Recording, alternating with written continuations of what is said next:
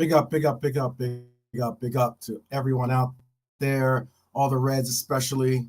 It's the Liverpool 12th Man Show. I'm Liverpool 12th Man. I'd like to thank all of you for joining, whether it's on the replay, whether it's live. I appreciate you being here for sure.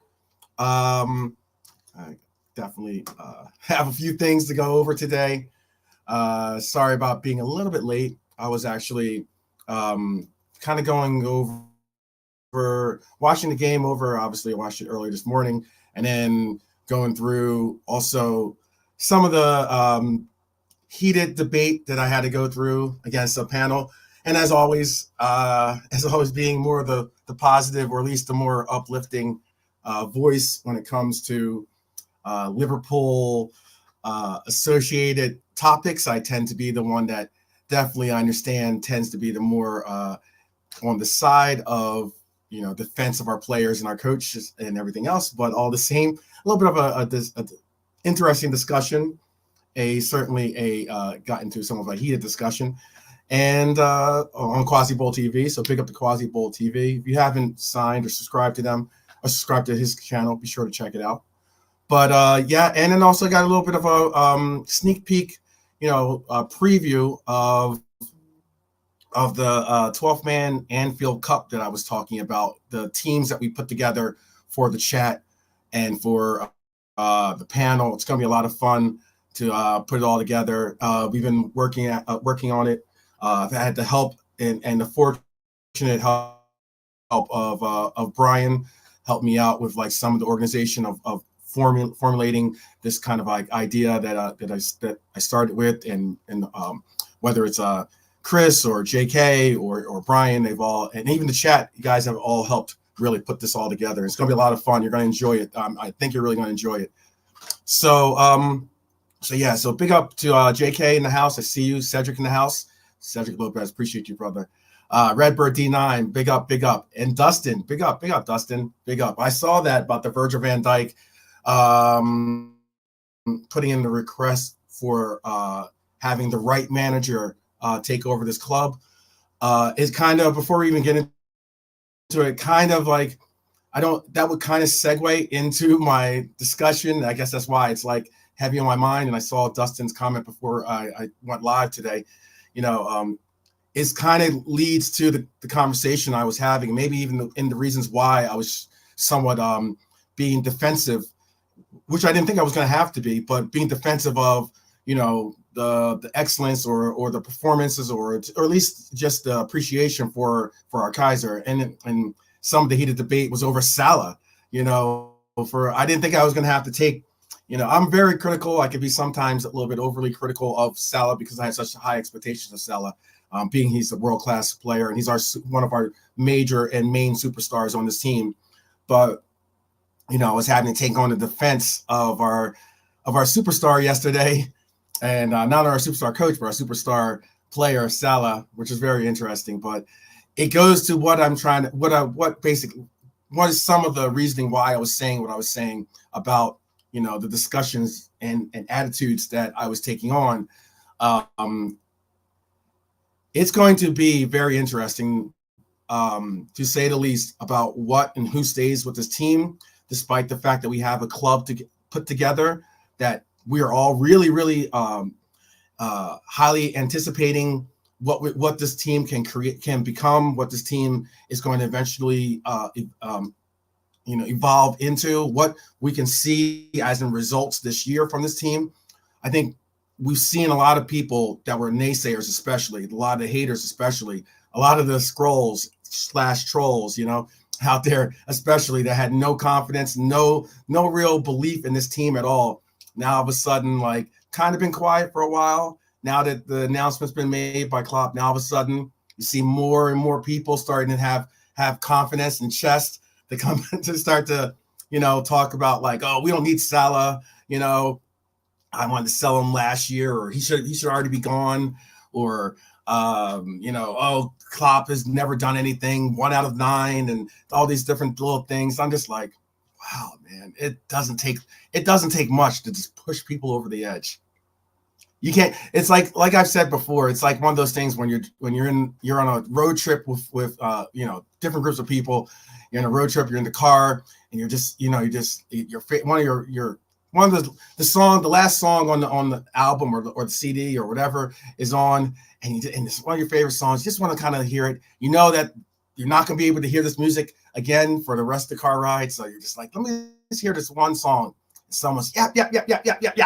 That song's best. This band is that. This is this.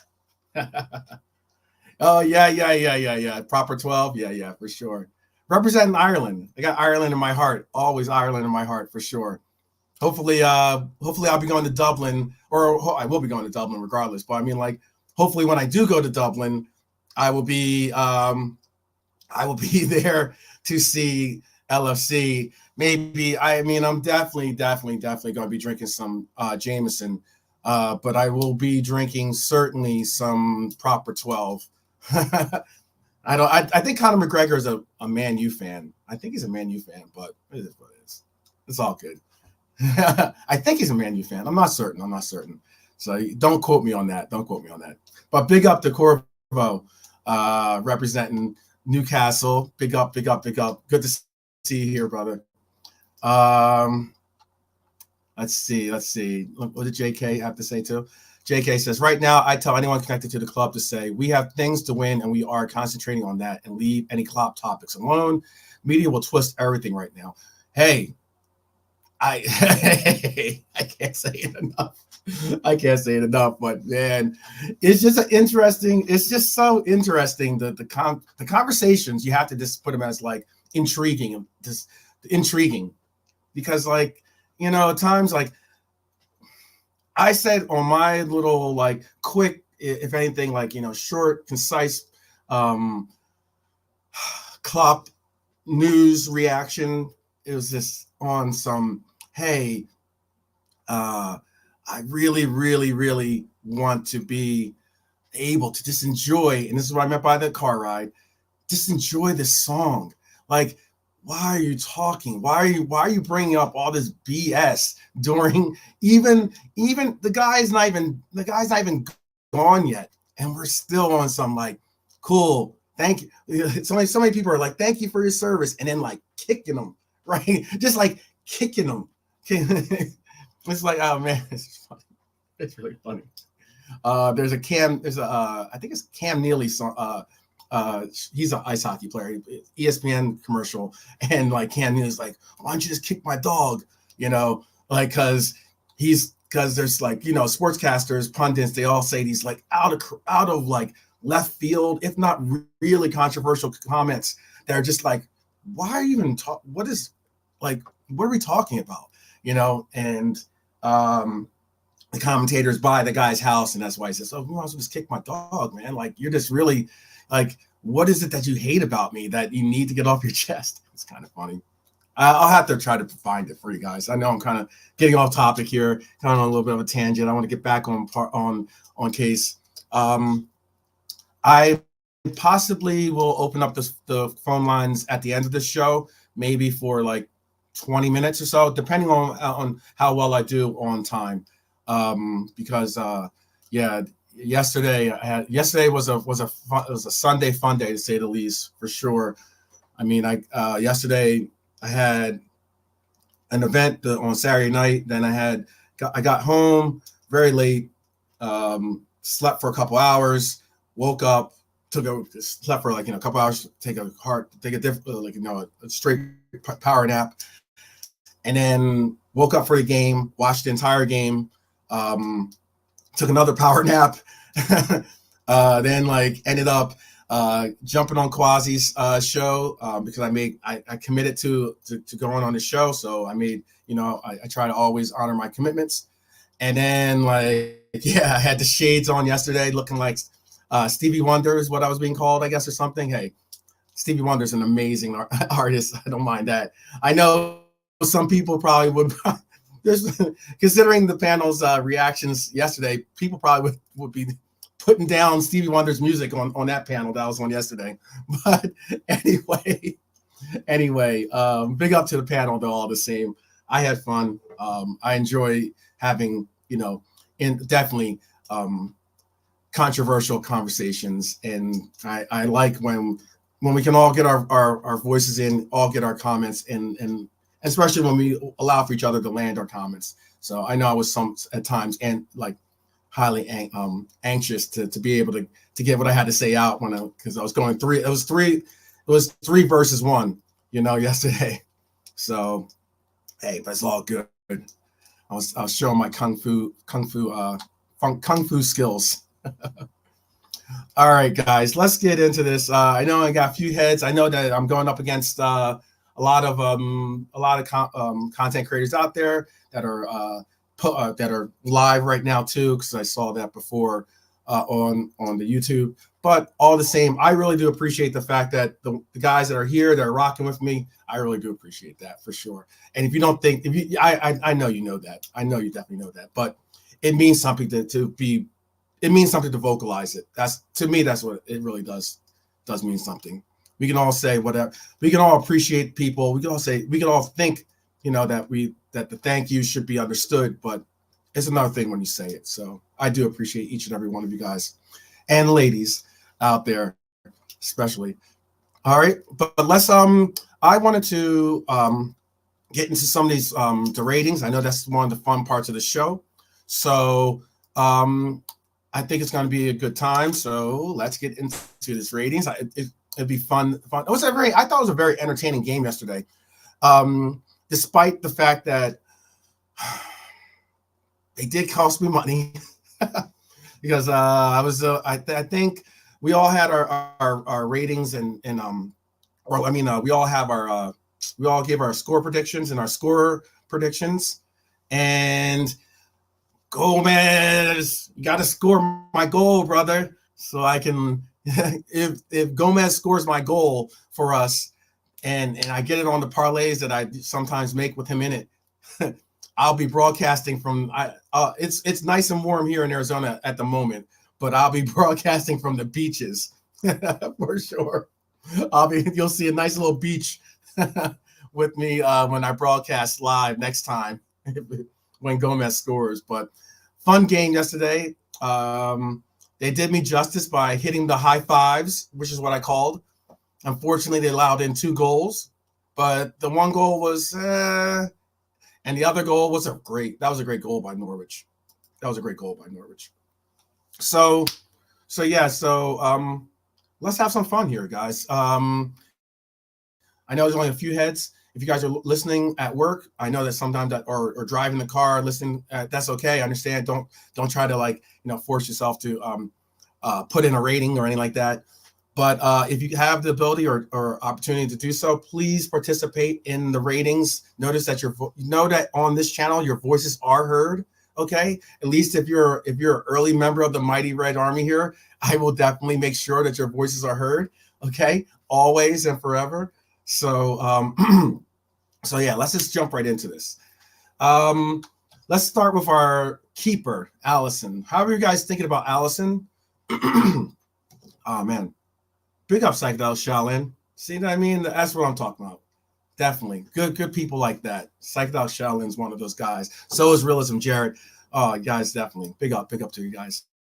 And I mean, like I said too, even the neutrals, even if you're not a Mighty Red Army member, even the neutrals, Corvo and UFC is one of my guys. Definitely good people. So let's get it in.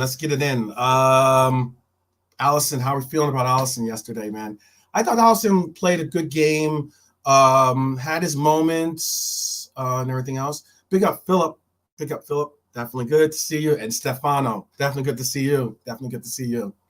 I'm definitely going to be interested to hear some of your takes.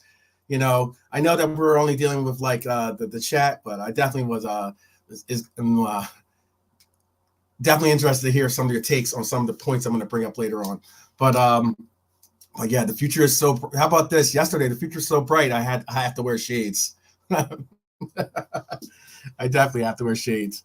So Allison, how are we looking at it? I thought Allison had.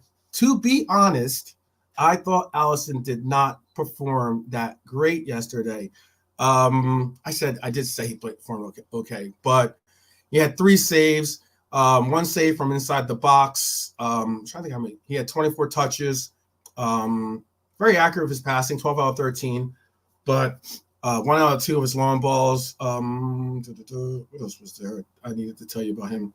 I'm trying to think how many shots he had actually faced, because I think I thought that he had so you guys are all saying average.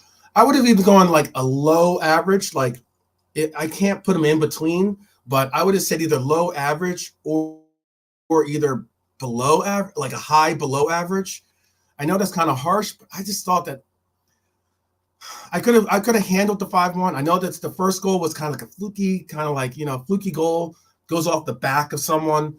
I know that the second goal, it was a really, really good shot. Trent shouldn't have allowed that much space, and Virgil van Dijk should have engaged more by not even letting him get the shot off that he did. And then it was a really good shot, but I think Ali wasn't really expecting that shot, and maybe that was the half second that caused them to not have the anticipation to make that kind of save. He says, Stefano says, I'm not sure if he could get, okay. I'm just pull this up because, I don't know. Do you think that's Stefano? I see what you said. I'm going to go with 6. I know there's a bunch of 7s. There's 3 7s in here. I'll put your ratings up here. But Stefano says, I'm not sure if he could have got a hand to the second goal. You're right. I know. And I watched it over. I watched the game over. I watched highlights too before hopping on to the stream here, just to kind of like be able to see the replays of that goal. I'm leaning towards the 6. We got 3 7s and we got 3 6s, because I'm going to give him a 6. So I'm going to go, and for now, put him as a 6. I was disappointed that he didn't get to that. The first one, I was like, oh, okay, I get it. It's like deflecting off some. You don't know where it's going to go. You're not even expecting for it. If anything, you're hoping that Ryan Gravenberch gets to that ball first and really puts a proper effort defensively in there. He didn't. So and then it comes off the back. That was like an ugly goal for me. But then the second one, I was just like, I just think that he had the opportunity to have against Sands' goal. I think he had the opportunity to get there. I don't think he was really expecting a shot, much less expecting that shot from that player per se. I mean, it's a new sub in the game. And on top of that, Trent should have handled it. He didn't. Virgil van Dijk should have handled it. He didn't. And then getting the shot off, I think, was that little half second of, positioning, anticipation, being able to get to that spot, I think made the difference for me. So I'm going to put him as a 6. I see. I'm gonna bring up Ollie. And that's why I'm saying I am definitely committing to the fact that Trent and VVD were a part of that shot even getting to where it got to. The second one, like I said, I'm gonna have to put 6. It's like a high 6, low 7. And that's why I'm gonna go with a 6. I really want to see. I don't know. Maybe I'm not. It wouldn't have mattered either way, if one of the goals was there, that ended up pushing me out of the money anyway, because I went 5-0 as my score prediction. But it is what it is. Let me do this. Let me move on.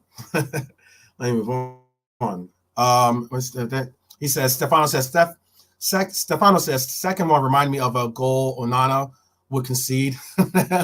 Yeah, Onana. What's his name? Yeah. I agree. It definitely had Onana vibes. I agree with Stefano completely on that. So how about we move on to our right back, Connor Bradley. How do we feel about Connor Bradley? I was very surprised. And again, it just shows what we're doing with it. It goes and shows what of a, I wouldn't say departure, but I guess that is the word I would have to use from Klopp's normal concepts, of playing youth players in positions and playing youth players next to each other to handle a whole side. Like, there's not many times that we're going to see and again, I get it. He's looked at as being a starter, and he's made strides forward. But this guy was a youth academy player, basically last year. So having Kwanzaa and Connor on the same side was surprising. Like, guys, and I thought, okay, well, by having Connor Bradley there, you have a senior option next to him. You have a senior player next to him. That wasn't the case. The Kaiser put Connor Bradley on the right side yesterday. I thought Connor Bradley played well. I mean, he showed and did a good job. Bradley had 2 assists. Let me put these Bradley. He says clean sheets, automatic. Oh, this is about yeah. And that's again, because whenever Quasi gets on, he always gets a little animated about, oh, what are you doing with my goalkeeper if he has a clean sheet when he only had like 1 save to do or something like that? Why is he not in top tier, or why is he not like, man of the match? And I'm just like, because he had 1 save to make, and it wasn't that, it was like a basic save. But I'll give him credit for having a clean sheet, which is important, but I'm not going to like overpraise or over reward the clean sheet, if that is and if you give up 2 goals, hey, you're gonna have that be accountable. But for Bradley, we're on to Bradley here. Bradley an 8 from Philip. JK gives Bradley an 8. He says Bradley had 2 assists.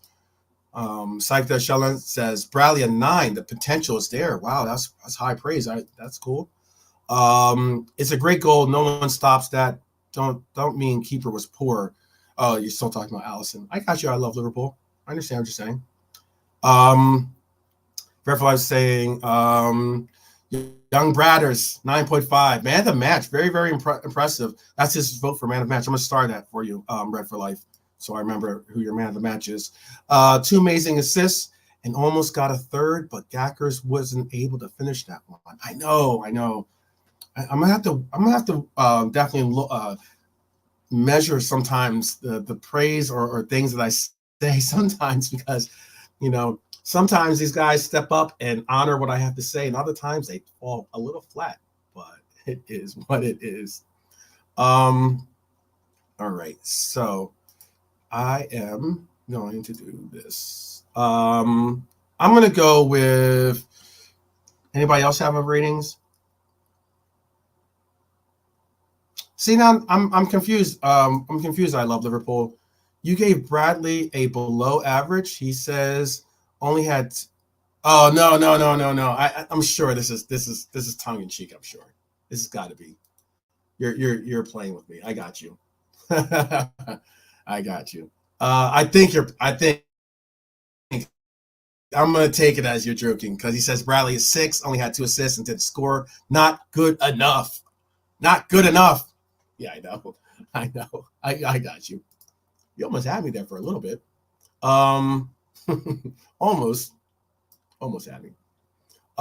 So let me get to Connor. Whoops, let me pull up Connor here.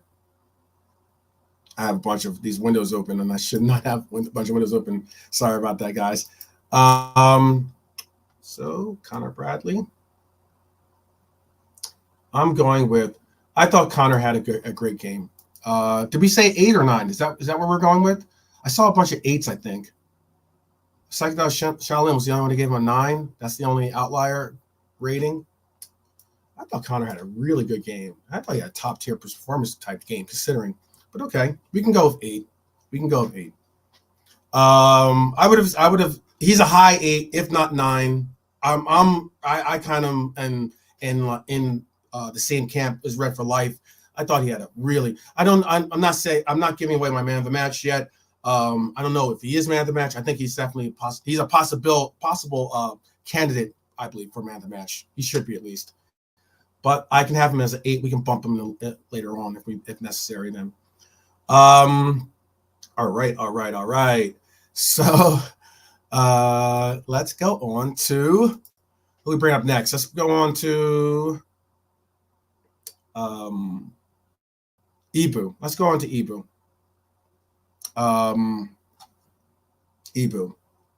Ibu, I thought, had a good performance under this pretense. I think that Ibu recognizes that when he is out there and he is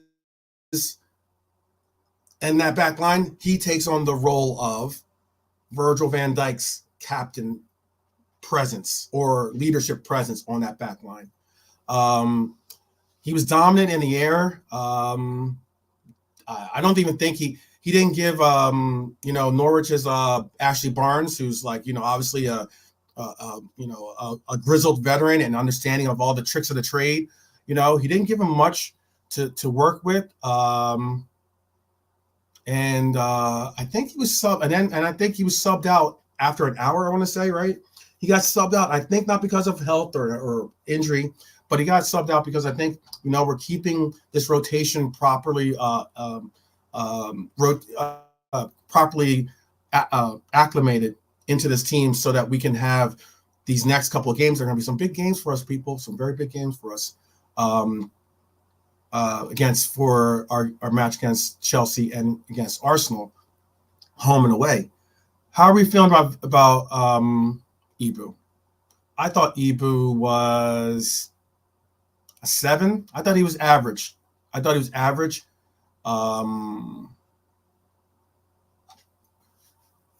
think he will be angry that he allowed for those 2 goals. I think he'll be angry that the fact that he wasn't able to get the clean sheet. I think that especially the point I made earlier about him being in that leadership role in that back line makes it more difficult and puts more emphasis and more spotlight on your performance. So 7, 6, yeah. Jake Hisman gives him a 6. Philip gives him a 7. Yeah, he's like a borderline 7, borderline 6. He's like in between. I can't give it. I don't have any half points, and I don't mind that. It makes us have to choose between the two. So I got a 6 and I got a 7. What else? Any other votes for Ibu? And hopefully I'm not lagging too bad because I see that I am. I see I have a little bit of latency. I'm going to go with Ibu. I'll put Ibu in since we gave Ali a 6, I'm going to put him as a below average. Unfortunately. This is me being good ratings,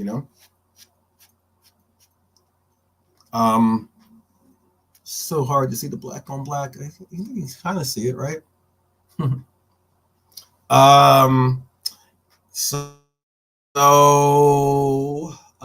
move on. Let's move on to Kwanzaa. Happy Kwanzaa, as I like to say, but as some people call him, VVQ. Let's move on to Kwanzaa. How are we feeling about Kwanzaa?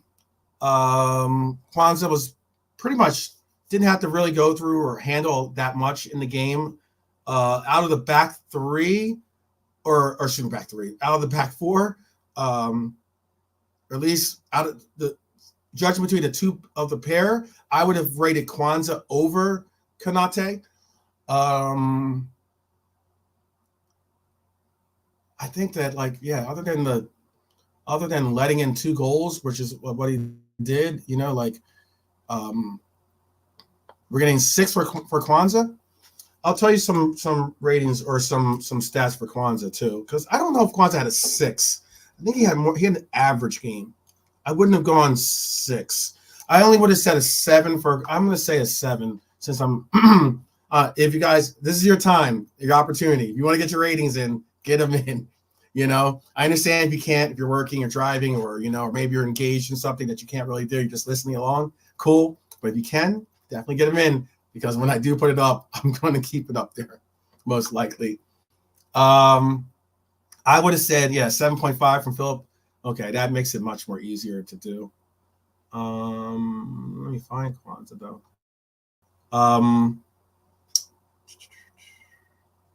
Okay. I'm gonna go 7 for Kwanzaa. I thought Kwanzaa had a nice game. I don't like that he had. Sorry about that. I don't like that he ended up having a conceding the 2 goals. Big up. Keep it real for sure. How about for Joey G? Joey G, I'm not going to take off too many points considering you did, because you are shooting. He is shooting. He had a good shot. Wasn't on goal. I was hoping it would have been. I think got deflected out for a corner, his shot. So maybe he was going to be on goal. I like the fact that he is shooting. He is going to score for me eventually. I think Joey G had a good game.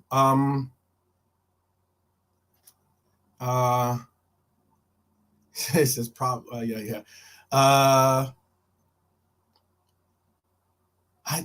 I want to see him get his goal so badly. It's so important. But I thought he played defensively well.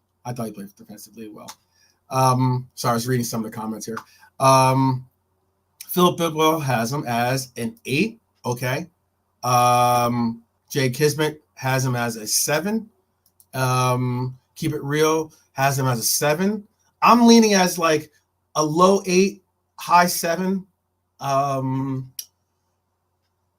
Because he plays defense, and because I want to see him get his goal, I'm going to put him as average. We're putting him in man of the match when he does score his goal. I'm sure. It would have been real nice to see him score the goal. I think it'd be nice. I think it'd be better. Say better for him. It'd be better for us as supporters if he does score it in a game at home. I think it'll just be that much more of a warm appreciation. I know that the Liverpool fans travel so well, so I mean, like, even if he does score on the road, he still will get some real good fanfare for doing so. But I just think that considering he's still looking for his first, it'd be nice to see him get it at Anfield at one time or at one point. But yeah, I'm gonna go with a 7. He said saying here, if he played the full 90, he would have had a higher score. Yeah. I can go with that too. I understand what you're saying about that. I'll give him a 7. Let's move on to Gravenberch. I know. I hope it is written. It is written. Jay Kismet saying Gomez will score before the season ends. It's written. I hope so too. Let's move on to Ryan Gravenberch.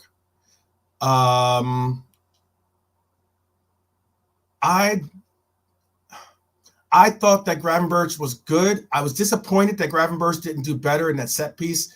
Considering he's tall, considering he's like, he's a strong guy. Not exactly, incredibly muscular, physical with his muscularity or something like that. But I meant like, he's a very athletic person, body shape and lean. I would have liked to have seen him gotten to that set piece though. I think that unfortunately he needed to get to that piece. He's got to be dialed in all forms of the game, whether it's defensively. I think he was informed defensively. He just had a really bad miscue on his defensive responsibilities in that set piece. And but he regularly won tackles in the midfield. Kept us on the press, which was really, really good. I really did enjoy seeing that part about it. He scored a goal. He scored a goal when I did say Gravenberch was going to score a goal yesterday. I did put money on that. He scored a goal, but he was in a 5-player parlay that I had. Scoring 4 of the players scored in the parlay except for one. Again, would have seen me on the beaches. You would have saw me on the beach getting served pina colada or something. Fed grapes. But no, that's not the case. All good. But yes, Gravenberch scored a goal in the wee moments. I thought it was a good goal considering that a 5-2 victory looks and feels a little bit easier to take on than a 4-2 victory against Norwich. That's just me. That's just my opinion. But he was 30 out of 44 for passing, had 2 key passes, 1 out of 2 of crossing, had 3 shots, 1 off target, had 2 successful dribble attempts, missed 2 big chances. That was really, really pain in the butt. But look, he was 6 for 9 for his ground duels, something that I really was hoping for. The 1 out of 2, that's the biggest gripe on him, because that one miscue on the aerial duel and led to a goal. but I thought that Gravenberch was good. It was very interesting to see how we lined up, because initially the lineup reports I was getting was that Gravenberch was going to be playing the DM role, which is something I kind of have been, I don't want to say advocating to see, but I'm interested to see if we ever do see him in that role, which I think we might do. But all the same, we saw McConnell play that DM role. I'm going to give Gravenberch a 7. I think Gravenberch played well, but I'm going to hold him accountable for that miss up. He could have been an 8 if he didn't have that 8. He would have been an 8 because he had a goal, because he played well. Like I said, a lot of those stats were very good stats, but in his favor. But I just think that he missed missing that header in the beginning really took off of it. I was angry about that. So yeah, it looks like we've got 7s all around. JK gave him a 7. Philip Bidwell gave him a 7. I'm gonna stick with 7. Let's move on to James McConnell. I thought James McConnell, well done let's give a shout out and a big up to our youth academy players.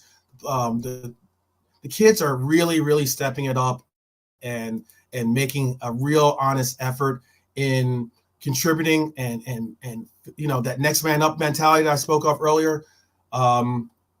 Really like that we're seeing that from this group. I'm gonna go with McConnell having an 8, maybe. Okay, so are we gonna say a 7 or an 8? Because I know people were really disappointed with like one of his fouls that he committed that was a questionable call for him not to possibly get. It was a lazy tackle or anything where he could have gotten a card, could have gotten a red card, if anything. I know that he got subbed off in the 79th minute. I don't know if I was happy to see him. I was happy to see James McConnell. I mean, the 19-year-old, I mean, like to be in that midfield, to have to play that DM role, knowing that you have, Gravenberch on one flank, knowing that you have you're a player that you're hoping that you can one day emulate in the road towards being a regular starter in Curtis Jones on your left. I thought he played well. I'm gonna give him an 8. Should I give him a 7, or I want to give him an 8 because of that. I know there will be people that will knock him down because because of that that challenge, and that's why I wanted to make sure that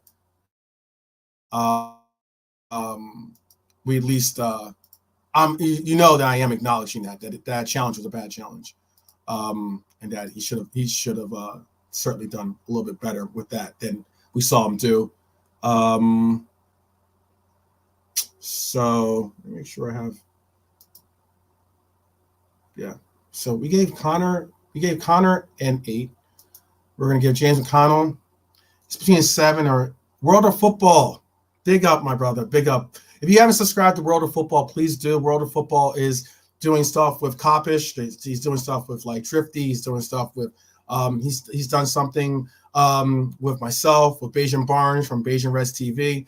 Big up to a really good content creator out there that has graphics, like his abilities with the graphics and putting together designs and layouts are very top notch, to say the least. So if you haven't had the opportunity to watch World of Football or subscribe, please do so for sure. World of Football, what are you thinking on this rating too, by the way? I'm going to go with let's see. Oh no, my pleasure as always, for sure. That to World of Football for sure. Get my notes back up here for some of the stuff I wanted to say. Let's see, Curtis Jones. So yeah, James McConnell, I think you had him at 7. It says JK had him in between 7 and an 8. Keep It Real had him at 7.5. Philip Bidwell had him at an 8. So had him at an 8. JK had him. Oh, he said an 8, but he says in between a 7 and an 8. 7.5, 7.5. I'm gonna do him a solid. Big up to the young lad. I'll give him above average. I think that really that one challenge, I know, is just so. It was a topic that I know yesterday a lot of people, or the panel at least, was very critical of as well. But it is what it is. But got the goal. Yeah. I'm gonna put his comment. This World of Football says, I think everyone played amazing. Gravin was a bit poor, but got the goal. Connor was his man of the match. I'm gonna star this. For him, don't think anyone played bad at all. Okay, yeah. Oh yeah. I will. Let's see. Can any of the mods please drop World of Football's link to his page in the chat, please? If you can do that for me, I would appreciate. I would certainly appreciate that. Let's see. Okay, so let's just move on. Curtis Jones. Keep my chain of thought. Sorry about that, guys. Yeah, just making sure World of Football gets it. I was trying to think of where, if I had his link available. But okay, thank you, Jay Kismet. Thank you. So we'll move on. Let's move on to Curtis Jones, Mr. Essential to the Liverpool. To the Liverpool engine here, Mr. Essential. He's like, he's the oil, in my analogy or metaphor. But what do you feel about Curtis Jones? I love the fact that Curtis Jones I think, could get man of the match consideration, despite him not having an overly incredible game in the sense of like numbers wise. But I thought Curtis was so dialed in. He had to keep. He was the leader of that midfield. He was the senior presence in that midfield. I like the fact that, despite the fact that I did not, and I should have, especially when I saw Demo in the chat for my preview, I should have picked up on that message from the universe to say Curtis Jones is going to score. I did have a possibility of it happening, but I didn't act on it. But all the same, Cujo was really, really good yesterday to have the obviously the first goal for us, the opening goal for us, a brilliant goal, by the way. He was just really, really, really, really dialed in. Philip Bidwell has him at a okay, got you, keep it real. Philip Bidwell has him at a 9. I see, and some Drifties. And then, guys, if you haven't done so, please do go and subscribe to Drifty's channel. Is dope AF for sure. CJ has a 9 from Psychedelic Shaolin. Jay Kismet has it at a 7. Interesting. Or he has him at, okay, he bumped it to an 8. Okay, that's a little bit more like it. I thought he had a good game. 8.5 from Keep It Real. The assist was fire. Okay, yeah. Let's go with I saw a 9, 8.5, 8, 7, and a 9 from Psychedelic Shaolin. So you got 2 9s. I think we're going to keep it as he'll be our first man of the match candidate, because you know what? I like that he did well in the midfield, organizing the midfield, being the ringleader, the basically the captain of the midfield. Pick up Brian Morrissey.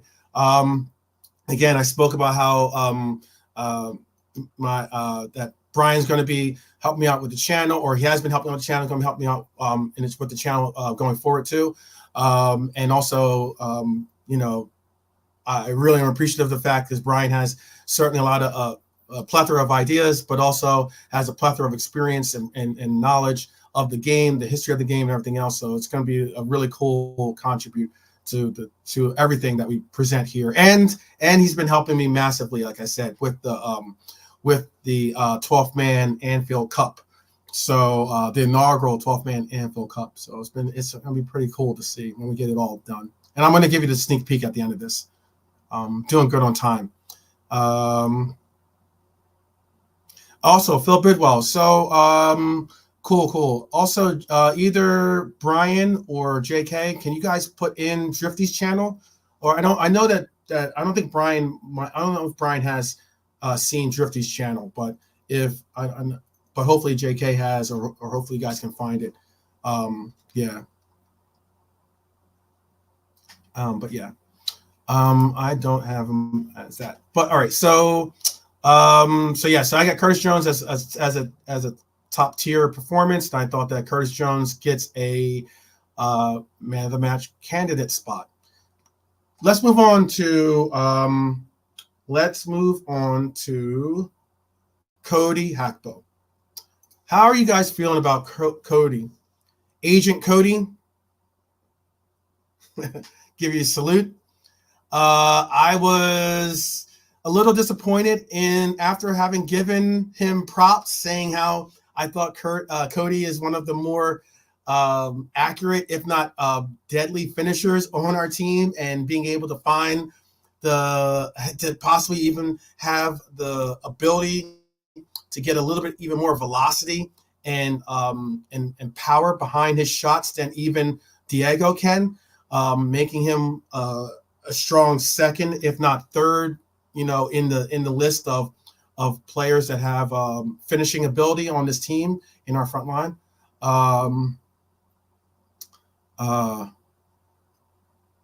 Yeah, I feel you. I will.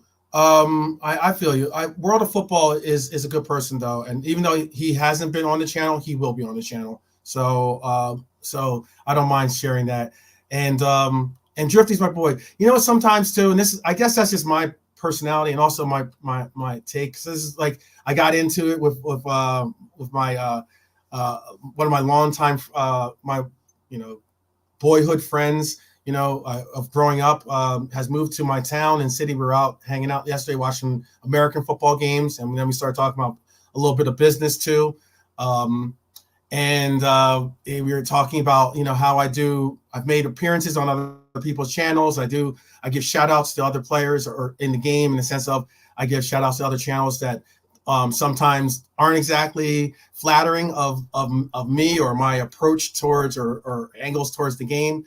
And they have other opportunities that I don't have, but all the same, you know what? I'm just a very giving person when it comes to the Reds and everything else. I don't try to be as cutthroat. People, I know that if Chris Angel was in there, he'd be like, I feel the dark side in you, but it's all good. It's all good. But Cody, we're on Agent Cody, getting back to it. How are we feeling about Agent Cody? Cody got a 6.5 from Keep It Real. Psychedelic Shaolin gave him a 7. He said Cody missed some chances, and imagine if Darwin missed those chances, the haters would love it. Oh, tell me about it.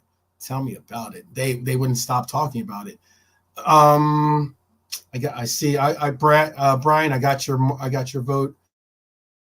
I'm gonna put start your vote for man of the match. If I see you guys put a man of the match vote, I'm gonna start, and then I'll read it out when we go through the candidates. I'm gonna go with Cody. Agent Cody did let me down, but he was involved. He's either below average or an average.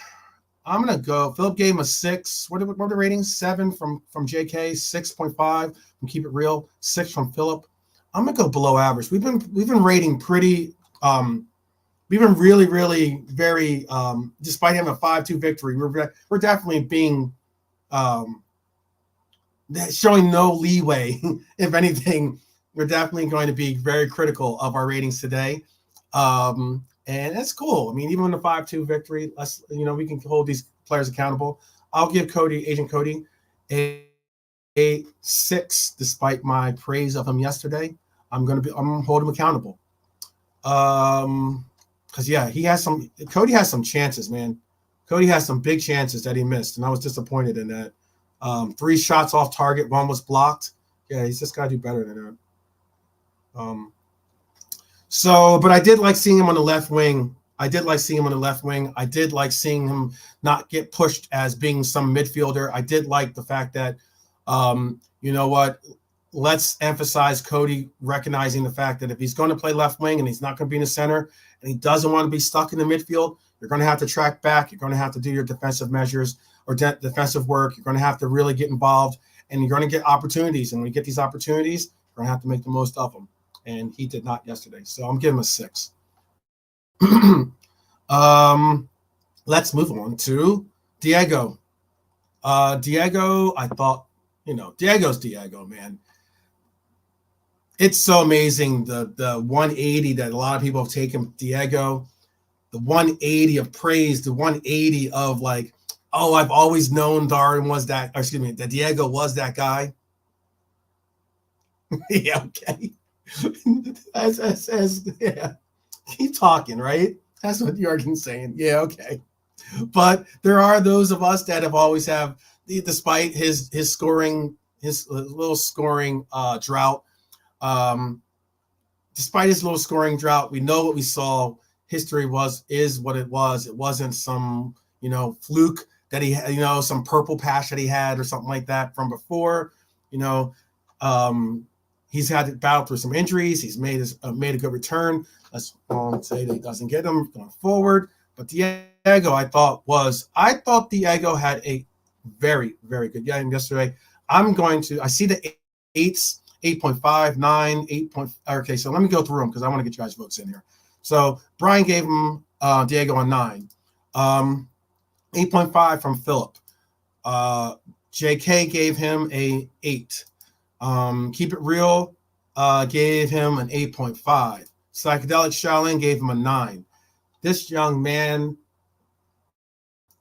Diego, is going in the top tier performance ring.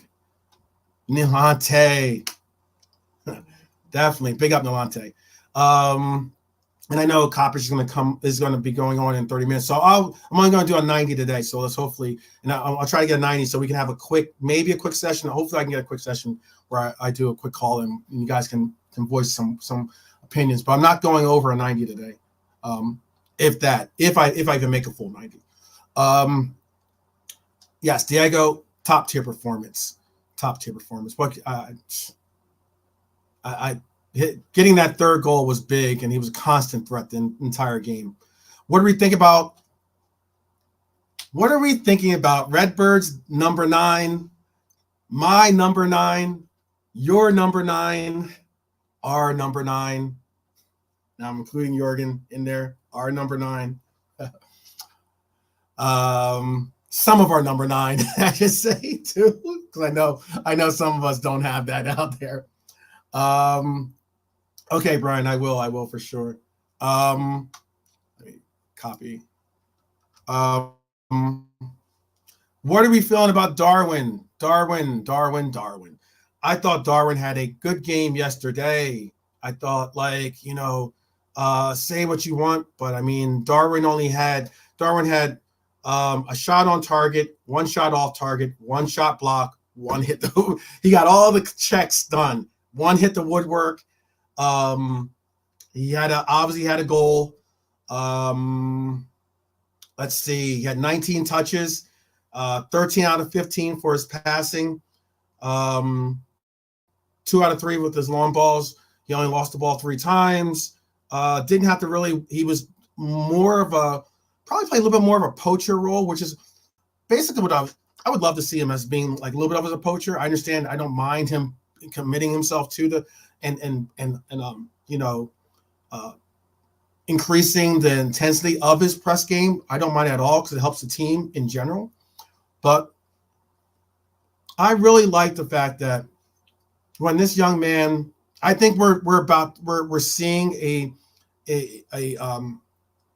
if you want to call it a purple patch, call it that. I don't care, but I think we're finally seeing that run of momentum for this player right now. That dare I say it, Darwin in the zone moment, and it's starting to get a little bit easier for him to start to get focused in, dialed in early, be able to create, be able to like really have some good opportunities and make the most of those opportunities that he has. I like the work that we're seeing from Darwin. So Psychedelic Shaolin gave him a 9. Brian gave him a 7.5. JK gave him an 8. Philip gave him an 8. 7.5 from Keep It Real. Nilante gave him an 8. His shot that hit the post was so unlucky. It was, Keep It Real. It was. Okay, Keep It Real's going to bump him up to an 8. I'm going to definitely say Darwin. He got the goal. Look, that's what we want from our striker. I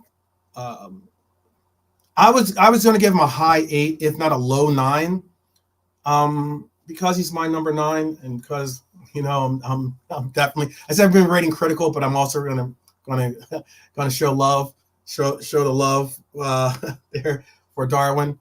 I'm gonna keep him as a top tier performance. I gave him a 9, but I'm gonna put him as a low tier solid 9. I'm trying to think. I'm gonna see that too. I'm gonna make sure I get this link out to Brian as well. Try to multitask. I'm giving Darwin a 9. I keep when you see the ratings, I have them tiered as in like strong 9, low 9. So if you see the player towards the left, then that means he's a stronger 9 or a stronger top tier performance, and then so on. And that's what I'm gonna have it tiered that way when it comes to a lot of these performances or a lot of these situations. And let me make this too, because I thought Ibu had a better game than Ali. All right, but hold on one second, Brian. I'm gonna get this out to you. Open up X here, and let's see. Yeah, put the check if you want it. Yeah, there you go. 12 of the Nunez bars. I got bars for Nunez all day, every day, for sure. I'm going to star your questions, Psychedelic Shaolin. I will send it. I will send it to, I definitely will send it to both you guys really quick. All right, so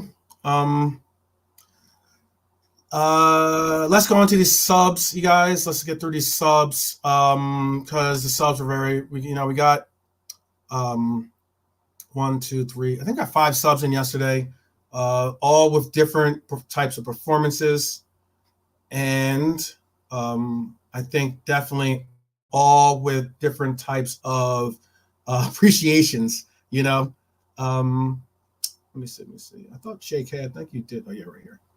I'm gonna send this to JK, and I'm sending it to Brian. I sent you guys the link, you guys, to your X. So all right, so for subs, let's move on to Dominic. Dominic swung in a corner for the Virgil van Dijk. I liked. Let me say this too. I like the fact that we scored a goal from a set piece. I actually did ask for that yesterday. I'm going to bring up Brian as well. I'm going to bring Brian in, but I'm also going to hold off on giving him a saying hello, because I'm going to finish my thought here, and then I'll properly introduce you guys to Brian. So I'll bring Brian. But yes, I'm going to say for Virgil's goal, I was happy to see the corner piece end up being result in a goal for us, something that we don't see too often, and also I liked that we got to see. Not only Virgil score the goal, but there was a difference in delivery from Dominic's corner kicks as opposed to Cody taking the corner kicks. Cody was taking a few of our corner kicks, and I thought we could have gotten a goal from Ibu or something like that from one of those corners early, but we didn't really get any great connections. from the corners that he had and everything else. And I will also. All right, so I'm going to send this to three of my guys here, a couple officers and certainly infantry, frontline infantry guys. All right, so I sent it to Nilante and JK. You guys got the links as well. We can we'll wait for you. But Brian, how are you doing? By the way,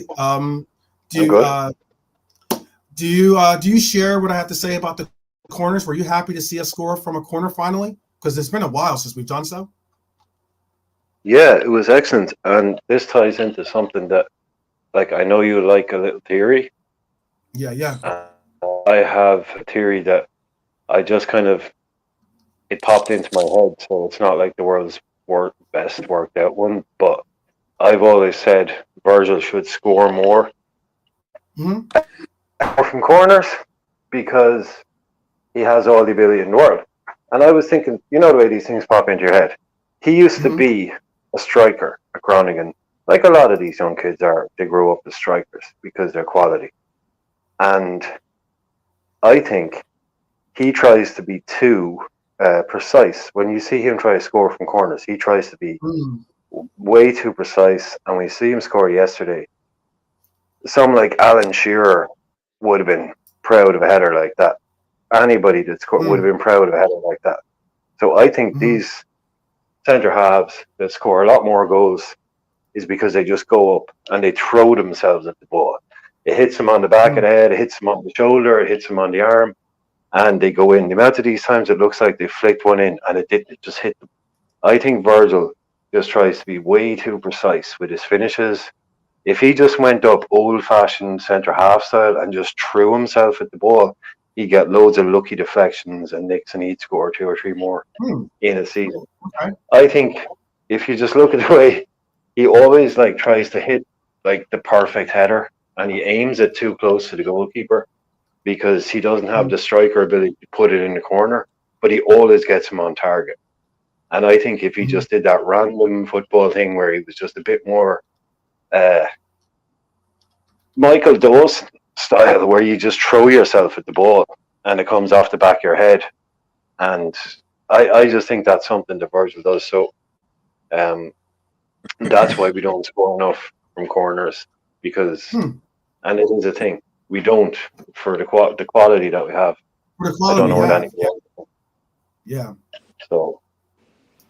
No, I agree with that. I agree with that completely. For the quality, for considering that we've been, praising Virgil, praising Ibu, even praising Kwanzaa at times too, with the ability of their aerial duels. If we win all these aerial duels, why can't we win these aerial duels on these corner kicks more often and get them on target more often? I agree with you completely. And that is an interesting take. I'll have to look more into that because I know Ibu goes through and he's trying to. Yeah, it's just when you watch some of these guys, the amount of these guys, these defenders that score a lot of goals from headers, well, it's not that they'll ever score a lot. In the league, they might score 3 or 4. But most of the time, they're just going up there and throwing themselves at the ball. Virgil is always trying to place his header and place his shot. And when they do come off, they look great. But hey-ho, it's only a small complaint. Yeah. Definitely. All right, so I'm going to ask JK and Nilante about the same question I just brought up, and that is and Brian has a very nuanced take on it because he's saying that he's thinking that Virgil should score more often. I'm paraphrasing, and hopefully I'm trying to do a service to what you said. That Virgil uses too much finesse or trying to put the ball by utilizing his finesse more so than just using straight. Hey, just go through power into these headers from these corners and getting deflections or just putting it more on goal that way and not worrying about trying to do the finesse. But were you guys how were you happy to see? Obviously, you're happy to see us score a goal, but were you happy to see us get this corner kick goal finally? In that, do you think that maybe we can start opening up that part of our game once again to be a part of it, or do you think that this was just a one-off, or this is just because we were facing Norwich? JK, the floor is yours. Yes, welcome JK, and welcome Nolante too as well. So you guys can say what's up. Yes, evening guys, Brian, Nolante. Hey, JK. Hey, JK. Everything good. Everything good. Yeah, I was just gonna say what Brian was saying about what it is with Virgil. He's a perfectionist. That's why he's the best in the world. And what it is with Dawson, he's the total opposite of what Virgil is. And what it is, sometimes you got to mix it up a little bit, where Virgil has to do the Dawson sort of thing. And I think Dawson you do a lot what Virgil does, that class and stuff. So for me, I think Virgil, I always say on corner balls, we need to make sure that as soon as their player touches the ball, we've got to get someone behind that ball. Big guy with his chest, put your chest in there, whatever it takes, make sure that ball don't go towards the goal, And I think that's a bit right with centre backs. I think you got to go old school sometimes and just fling your body at it or whatever it is, just to make sure that ball don't go in, Mm-hmm. Mm-hmm. How about you, Nolante? How are you? Were you? I know we only got we got like 4 more guys to rate here, and I will get through the rest of the subs as well. But this is just something, the occurrence of us scoring a corner kick, I think there's so many, we've had a lot of corner kicks, especially since we're always usually having the defense on the back foot. So we're getting a lot of corner kick opportunities. It's something, everyone knows I put a wager here and there, and it's getting more difficult now because the bookies have now acknowledged it. But it used to be that we weren't getting so many corner kicks, or the odds were very high when it came to us getting 8.5 or 9.5 corner kicks in a game, or 7 corner kicks in a game. But that's been happening pretty frequently, because we end up by having more possession, by getting a lot of the shots, the frequency of the shots that we're getting, by some of them just having to go out, whether from saves or whether from deflections or defensive actions. We're still getting quite a bit, and we're not scoring as frequently as we should be, in my opinion. And that's having a result in a lot of these matches that we should get we shouldn't have got draws. Maybe we should have got a win out of, or something like that. And we finally got a result of a corner kick today from Dom, again, who I thought did put a better corner kick performance than Cody did. And we got a goal from someone that we expect to get these kinds of headers from, Virgil, which was really cool to see. But what were your feelings about that today? And what do you have an answer as to, did we see the answer as to what our problem was today in scoring these corner kicks, or did we not, or do we still have something to unlock to start scoring these goal kicks? And that's for Nolante. And welcome, by the way, Nolante, too. Make sure I got that in again. Yeah, welcome. I always give a very very complex question sometimes, but oh, you know what, 12, big up 12, and big up obviously JK and Brian as always, man. But yeah, man. Hey, what's happening, guys? So, but yeah, man, the complex questions you ask us, the complex questions you can answer. Regarding to the corner kick, you know what? It's funny you say that, because I was even though Van Dijk scored, I was at the impression, I was thinking he didn't really need to come on for me. He was a bit of a wasted sub. Not that we didn't. I just thought we controlled the game, resting for the Chelsea game. But in terms of a corner goal, but that being said, in terms of the corners, I mean, I think it's well needed. I think our play's been more generated to a different style because of the new 2.0 Liverpool. So I think we've just been generated our play to certain different aspects of our game. But the corner, because I remember in the 1920 season and 18-19, we were good with the whole corner, getting goals from corner kicks. So we just kind of neglected it a little bit. So with Van Dijk scoring, that being said, hopefully that can start our own goal, because Ibu is good in the air, and obviously he hasn't scored, unfortunately, still yet. My brother, my guy, Mr. Gomez, he's good as well. We've got some decent headers of the ball. Even Sobo, I've heard he's quite decent header of the ball. So so hopefully this will get a run of corner kicks. But at the end of the day, I think we can all say we don't really care as long as we get the goals, win the game. That's all that matters. Yeah. I can understand that. Yeah, it's, at bottom line, less a score and everything else, but yeah, but your point about the 2000, what was it, you say 2009, 2020, I think it was, that we were deadly from corners, as in, we were a real presence, as that was just another like, anxiety measure for our opposition to know that, we can score, whether it's obviously our front line was dynamic in itself, but we definitely had a lot of good goals scored from Virgil and like Matip, when it came to our headers. But yeah, I'd just like to see us get more, I'd like to see us get more out of our corner kicks. That's the whole part and point. If we get, it could be a major difference, especially in a lot of these games that we're going to face. I think against Chelsea, for instance, it'll make a difference. I think Chelsea is going to definitely try to, with our results that we've had against Chelsea, we've been suspect in getting like high scoring games against them. I think it was I want to say 2000. I think it's been 2020. I think it was the last time. We've only scored there's only been 2 goals scored by either team in a Chelsea match, for instance, in the last, I think, 8 years or something like that. And there's only been once that we scored. We scored over in a 5-3 match in Anfield, I think it was. That was the only time we ever scored over 2 goals. It was kind of interesting. I am so. But that was also. What's that, Brian? I am so over playing Chelsea in cup finals. It's please, anybody but them, please. I know.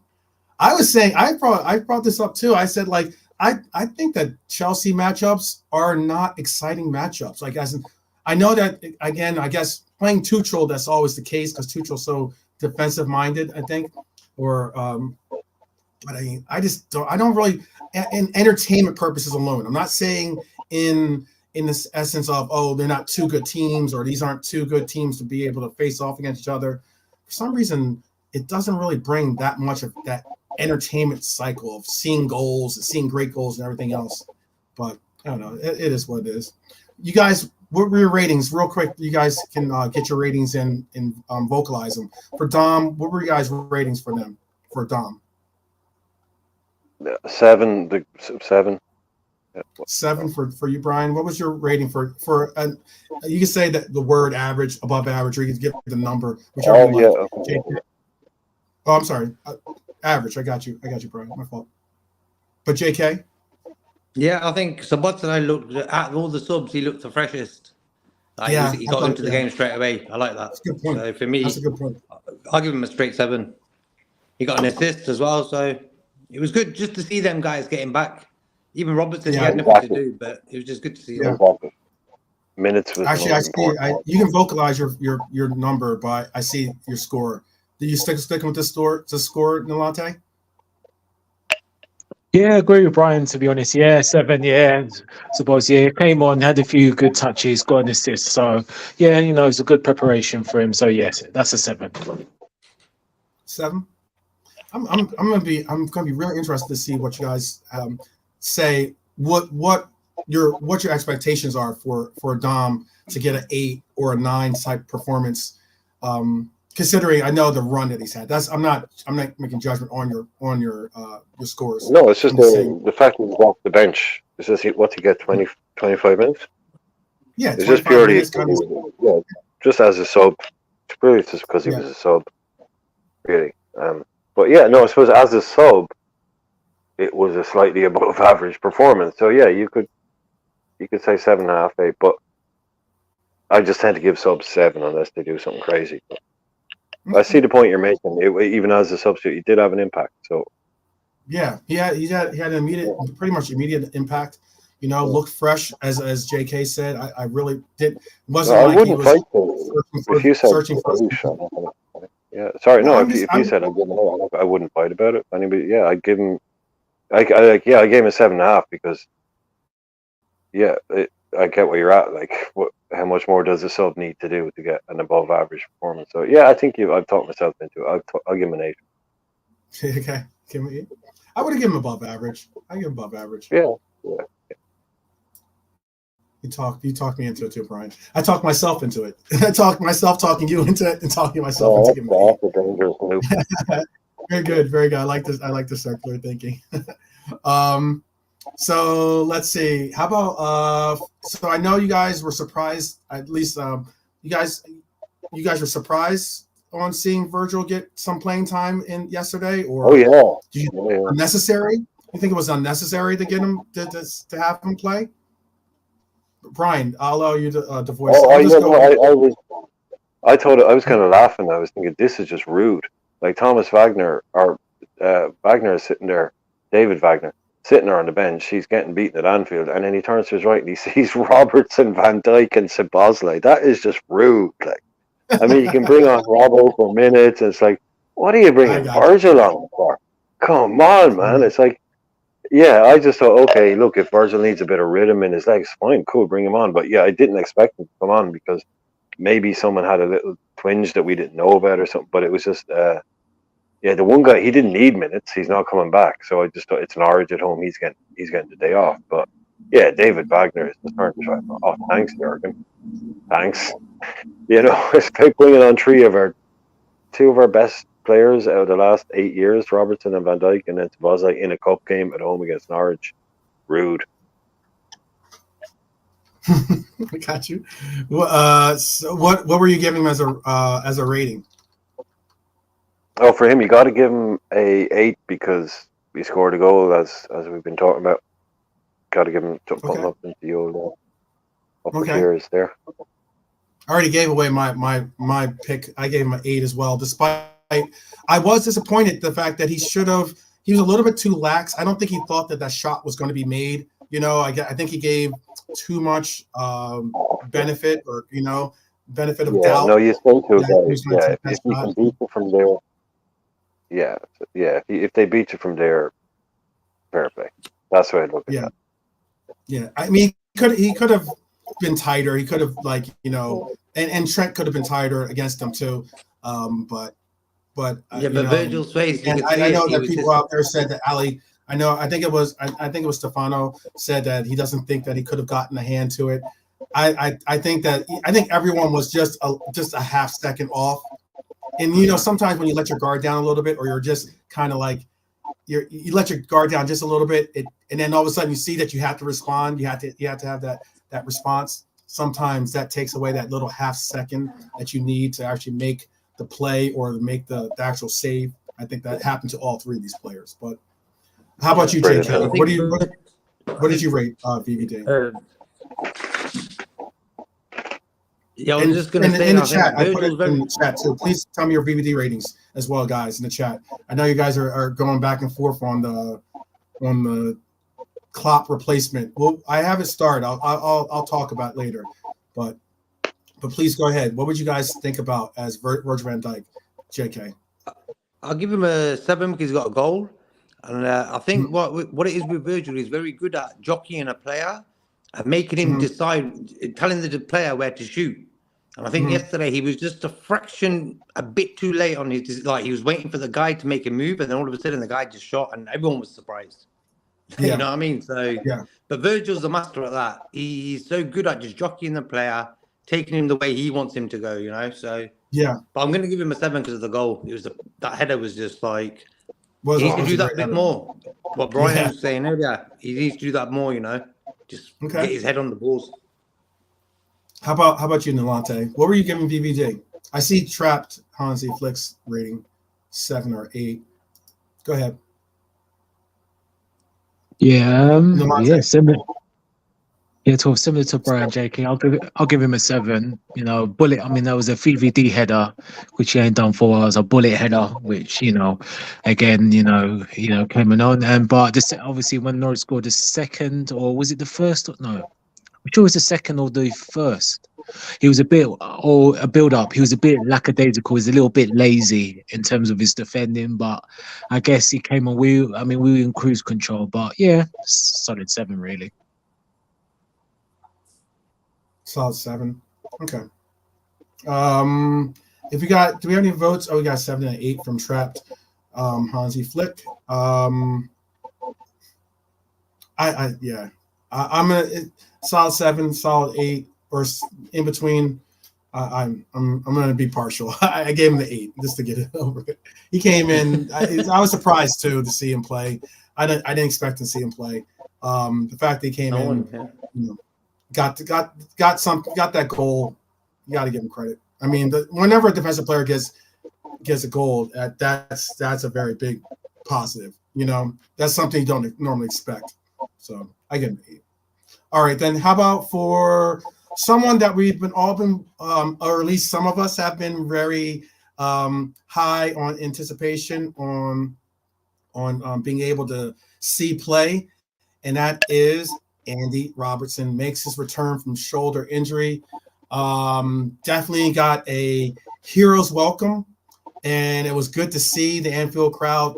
I mean, I think ever since Jurgen's called out Anfield, I think Anfield has stepped up in being not only that much more vocal, but definitely that much more warm and showering with the support and praise that they send out for these players and their performances on the pitch.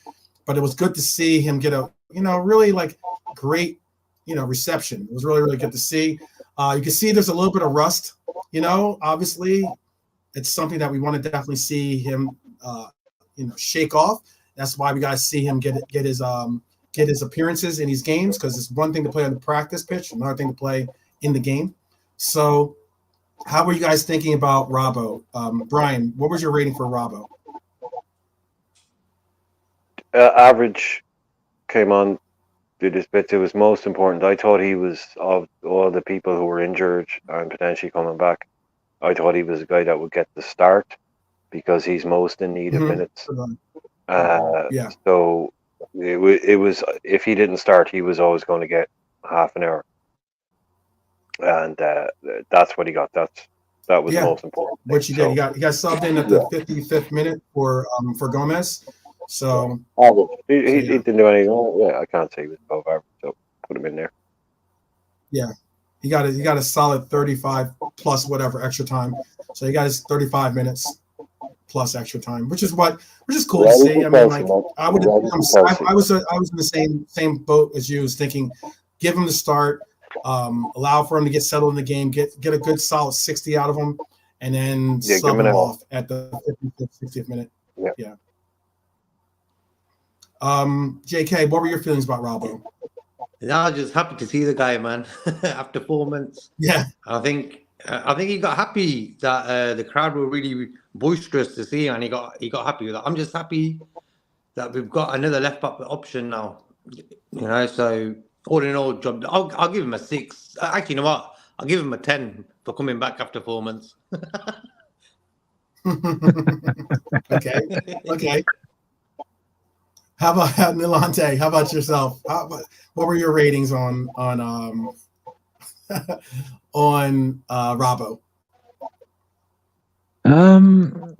Just a 7. Just a 7, really. 7, I mean, he didn't really do much. If I'm honest, coming on, he was, didn't really the game. But then again, he wasn't really, made anything mistakes. But he got a few touches, and just solid 7, man. Good to see him back, and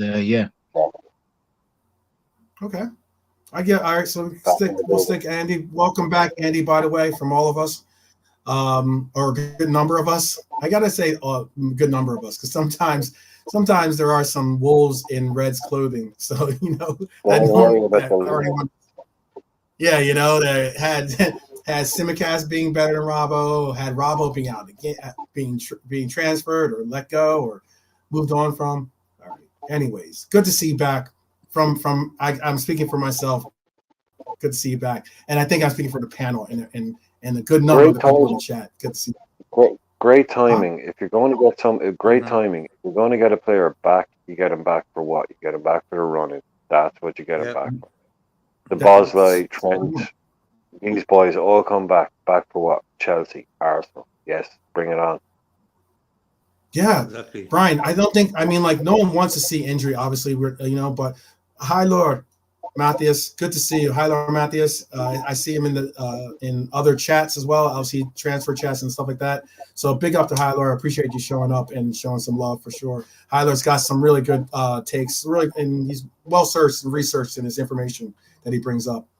But you're right on. You're spot on by what you said, Brian. I think that we couldn't have been more fortunate to have a winter break this year, considering that normally the Prem doesn't have winter break.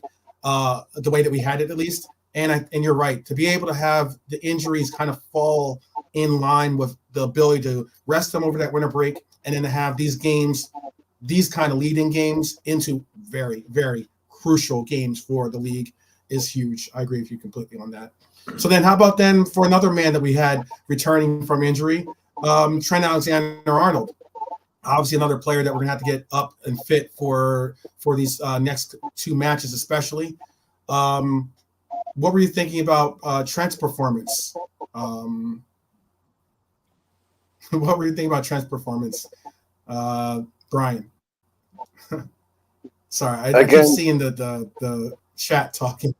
Tony, no, he just dropped in. Go ahead. He just dropped in again. It was minutes for him. That's all it was. It just get on some minutes before Chelsea comes in, does Trent stuff, an average, but just on minutes 7 average. Mm-hmm. Again, just most important was they get these boys back on the pitch. Yeah, so we know that for the Chelsea game, everyone's back and ready to go. Yeah. How about you, JK? What's your rating on TAA? Yeah, the first 4 passes all misplaced, but after that he was all right. Yeah, but what it is, like Trent and Robertson are our main guys. They're just like they're the ones who got us everything we got in the last few years. So for me, I'm not 100% sure would I start both of them on Wednesday, but I'm just happy to see them 2 guys back. After the injuries we've had, we're playing 18-year-olds at fullbacks and stuff in semi-finals or cup games and that, So it's good to just have all these people back. Bradley done well though, you know what I'm saying. Sometimes them sort of situations make the player, and I think him jumping into that semi-final, Bradley, it's actually made him because he looks more comfortable every game. So sometimes the chances arises when someone gets injured. So I'm just happy that we got through that little test there, that we're getting these players back now. Here we go. This is the case. Like I said, Hyler is usually spot on. I don't put everyone's up, but I hope that's a shame. I was interested to see Owen Beck play more. Apparently, Owen Beck has been loaned out again to Dundee. Calvin Ramsey, we all knew was going to be loaned out again. Yeah, he's been loaned out to Bolton today. Yeah. Hyler says we love Bolton. We like Bolton. They did a really good job with some of our players. Bolton is good. Yeah. Yeah, facts. I think Beck wouldn't have gone if Robertson wasn't back. I think if Robertson was still a month or so away, I think Beck would have stayed. Yeah, maybe that also says something about that we expect, or our expectations of seeing Simicast again this year are a little bit raised as well. Yeah, he's coming back in the next 2 weeks, I heard. So yeah, he's going to be back training. So yeah, he'll be back on job as well. Yeah.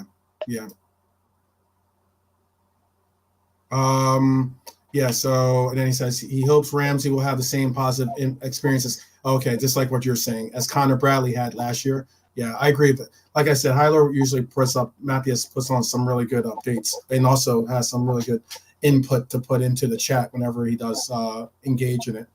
But how are your vote? What's your rating for Trent, Nilante? Yeah, for Trent. Like JK said. Are you guys not? I know. Yeah, go ahead. Oh, sorry, 12. No. Okay, no problem. Like JK said, which is funny with the 4 misplaced passes. Get him out of the club. I'm joking. Get him out of the club. Yeah, I mean, there could be a shout. You could put him below average. I mean, that's all right. Yeah, you could. I'm thinking about that, but because he tried Trent. But one thing I do think we missed, which was Trent doing the switch ball to Robertson. I mean, how we missed that. Yeah, yeah, The switch ball, yeah. So yeah. Switch yeah, I skills mean, is much needed. It's something that is much needed for this team to really for sure. yeah. But his shot I was mean, good though. That shot was like oh, flat going this way, then that way. Top shot. yeah, that was true, JK. You did have a good shot. So yeah, an average 7.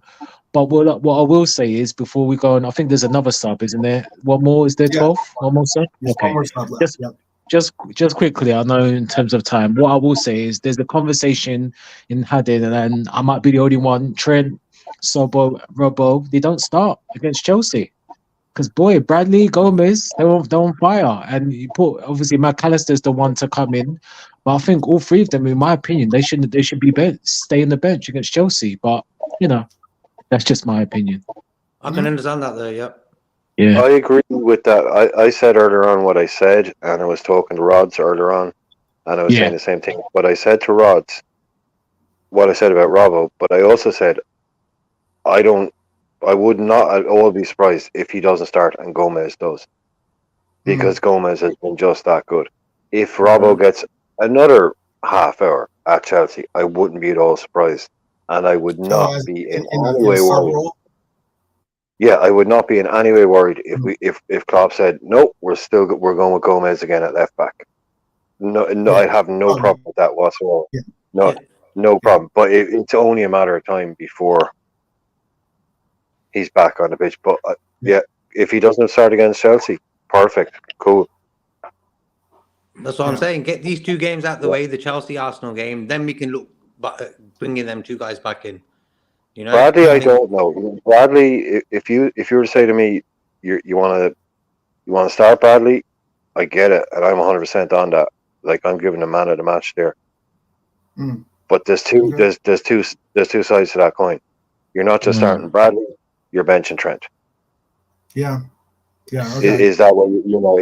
Are you going to do both? I'm happy to start. I'm happy with the Bradley starting bit. Do we bench Trent? I don't think we do. no, we won't. No, you're right, Brian. I don't think we will. But that's one of those things. Yes. But I'll be happy to play Trent as the 6 and play Jones and McAllister in front of him. Okay, cool. Yeah, cool. That's what I'm wondering. That's what I'm asking. Yeah, no, that's what I'm asking. Yeah, that's what I'm wondering. Yeah, how do we? Because I thought that was the best thing at the weekend, and we haven't touched about this. I thought it was brilliant because everyone thought this guy's going to come on, this guy's going to go off. Trent comes on, and who doesn't go off? Bradley. We bring on Trent, and Bradley still stays on the pitch. He's like, no. I can't even take you off now, man. Yeah. Oh, you're staying on. You're staying on. Oh, come on. I thought that was brilliant, man. Brilliant. He just said, I'm keeping you on the pitch. I'll find a spot for you. Yeah. Do you want to? I remember. I heard Nolante. You're about to say something. I think. Do you want to say something before we move on? yeah, no, just quickly to what Brian and JK said with Trent. Yeah, I mean he could start, but again, I'll probably be the only one saying I think he should be on the bench. And why I say that because the team has a pattern at him, and we know Trent is Trent. I get it. Don't get me wrong. Do not get me wrong at all. But I just think the team playing in the way the form it is, let him. He can sit tight. I'm confident with the team, the players that are coming against Chelsea. I really am. And if things are 45 minutes, 60 to an hour, it's not happening, then Trent can come on and he can do his stuff. But for me, I'll just keep the team settled as it is, and then if needs be, we've got the firepower to come on and change the game against Chelsea. But that's just me in it, because my opinion is every player. I get the injuries; it's not Trent's fault. He was playing well, but when someone comes out, someone steps in. I think all fair in love and game. You know what I mean? If the team's got a cohesive unit and on form, he needs to earn his place back, and that's just me. But yeah, that's all. Yeah. You know what's funny about it? Go ahead, JK. I was just going to say, but saying that, we let in 3 goals in the last 2 games. We haven't got clean sheets, you know what I'm saying? So true, JK. But at the same time, when Trent's played, we've always conceded goals anyway, regardless of him on the bench. So for me, it's just I don't think. I mean, I don't think he does. We all know he's defensively not all that. So I just think personally, we just keep the team we got: McAllister, Jones, and I mean, again, you could do a Sobo or Grav or Elliot. I just think we should just keep the team the way it is, and then I think we're confident. Because remember when Trent got injured, everyone was saying, "Oh, how are we going to play? Oh, we're going to struggle because Trent is Trent." But we've been fine and we've adapted. And credit to Bradley and Gomez.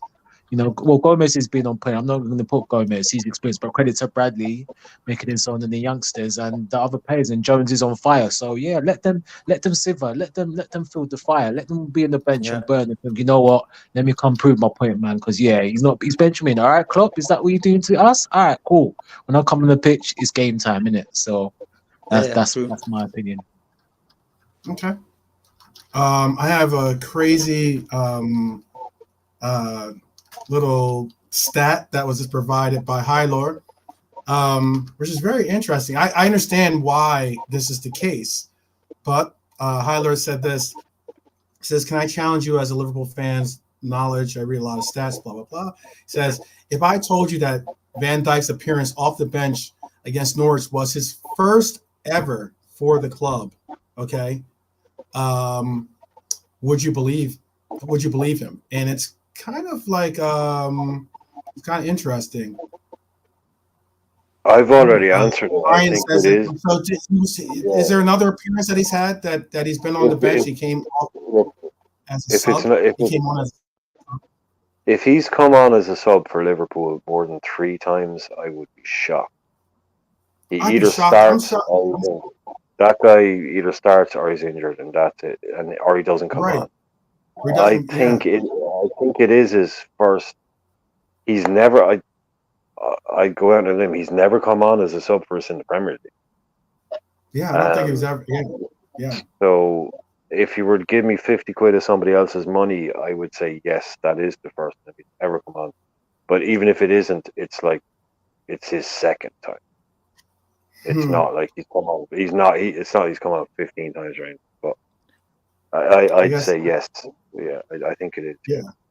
And he's not sub because the game ain't big, Yeah, the game's not big, so he's not gonna get a game. So that's why. Usually he's just not on the bench as an option, and chances are when he's on the bench, he's not going to be. It's probably for a reason. It's a game and a team, and that we're able to do that, and often, like you said, Virgil. There's and I remember because this is something Brian and I were talking about. Brian brought it up at least with me. He brought up about how if you look at the minutes that these players play and everything else, and starts and the matches played and everything else, Virgil's up there. Virgil, Mo, those guys are at the top of our list when it comes to actual minutes played and actual games started and matches played and everything else. Usually they are a starter or they just don't play, one or the other. It's very few times that play. Yeah, or else they're on a night off.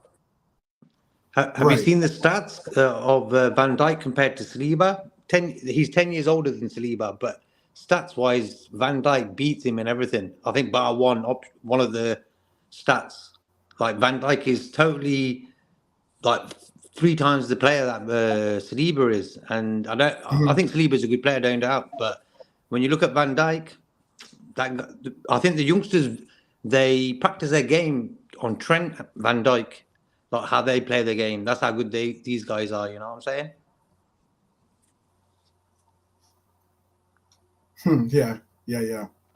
What is it now? What's the issue? I will be circling back to Trap's questions, by the way. Don't worry. It's fine. Yeah, it's fine. He's just been a little bit. I just thought this was a good. These are some really good. Pretty incredible. That's a really incredible stat, though. Virgil van Dijk's first ever sub appearance came against Norwich, and he needed only 8 minutes to mark it with a goal. After 245 games, it took until number 246 for him to come off the bench. That's a pretty neat stat, to be honest with you. That's why I made it. But I do have Traps and others contributions starred. I will be coming back to them as well after we get through this last part. Diaz came in at the 79th minute. I don't necessarily know. I would give him an NA because it really wasn't he really only got like 11 minutes to do something, if that. He didn't really get a chance to really do much. Usually when a player gets like 10 minutes to do something or 5, if they do something, then I'm going to give him praise and credit for it. But I mean, yeah, he got involved in one of the goals though. He did that little cross back post. So he did that. If you understand what I'm saying, he was involved in one of the goals. Created the chance. But I think Diaz is looking better. All in all, you got to say compared to say 2 months ago, 3 months ago, he's looking much better every game. So I think he will start on Wednesday. Oh, I think he'll definitely. I think that's the reason why he didn't play. I think that's the reason why he didn't play. And I think that also you'll notice, usually considering that when Klopp gets the veterans their minutes or gets them their appearances, usually he'll make sure that all the veterans get their appearances, because the guys that he ended up not subbing in, all the guys, he didn't let, the only players that didn't get in there was Beck, Elliott, and Clark. And considering we have Beck apparently going out on loan, that was an obvious choice to keep him on the bench. We didn't necessarily, if Clark is going out on loan as well, that was an obvious choice to keep him on the bench as well.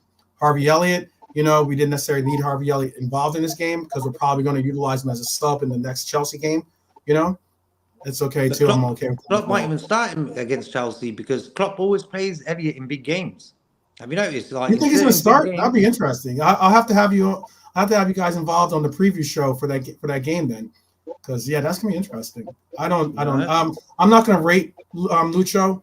Let's just rate Klopp, since obviously Klopp did get a performance. It was a big day for Klopp after having made this announcement. A big day for the guys to show what reserve they had after being told and having already knowing this day was going to come, but now knowing that it's out in the open, that they're going to have to field these questions in interviews and in personal contact with other people and everything else. Now that it's out in the open. How are you guys feeling about our Kaiser yesterday? I know that he's listening. Just recognize he is listening. Okay. So be sure to be respectful. But all the same, how are you feeling about our Kaiser yesterday, Brian? How do you feel about our Kaiser? This is something that I want to repeat because it sounds nice when I say it, and I said it last night, that everyone went into this game talking about Jurgen Klopp, and we came out of this game talking about Conor Bradley. And that's football in a nutshell. It's the past and it's the future in one game. We have a manager who now at every game is going to be the last time he does something, the last time he does something. It's going to be the last time he plays Pep Guardiola. It's going to be the last time in the FA Cup. Every single game is going to be about him, as much as he might not want it to be. But we also, yesterday, whether he meant to do it, I like to think that this is him saying to you, and I know as a romantic, you might kind of chime with this, is he saying to you, here, there's life after Klopp. For those people who need to be reminded of it, Liverpool is bigger than any one player, any one club. In 10 years' time, we're going to be talking about Jurgen Klopp with lovely stories and all that, but it's going to be 10 years ago. He's saying, look, there's a future. Bradley, McConnell, these players, there's always going to be a future. There's always new players.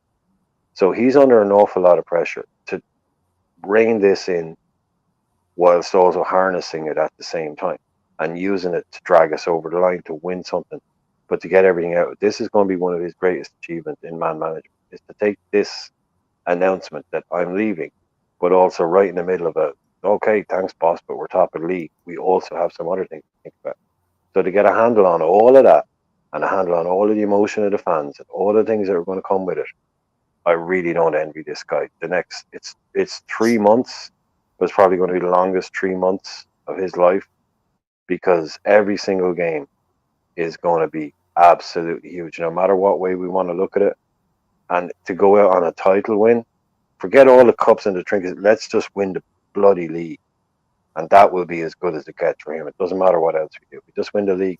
So he's got a hell of a job on his hands. But like I said, he just showed us that little thing. Maybe he meant to do it, maybe he didn't. But there's a past and there's a future. There'll always be a future. Future of the young kids coming through. Past is Jurgen Klopp. I mean, I got to give the guy a 10 out of 10 for every game for here on in, because it's the good, let's just love it for what it was, and let's just see what it brings us. Not over yet. Okay. And keep real, I will be answering questions at the end of this. Please just hold on. I have your questions start, or I have your comments all start. I will be answering. If anything, you know what? Like, if anything, I ask, hey, if you want to do me the service of just waiting to the end till I get to the questions, I will answer the questions. Okay. If you don't want to, hey, that's your prerogative, and you can always check me out another time. But I always, if you've been a part of this channel, or if you've been a part of the panel, or if you've been a part of the chat, you always know that I engage with everyone in my chat, whether you're friend, foe, troll, whatever. I end up normally engaging in one way or another, because you're engaging with me. So just keep that in mind. JK, what is it that you we have one more guy to rate, as I said earlier. What do you feel about our JK, and how do you feel about his performance yesterday?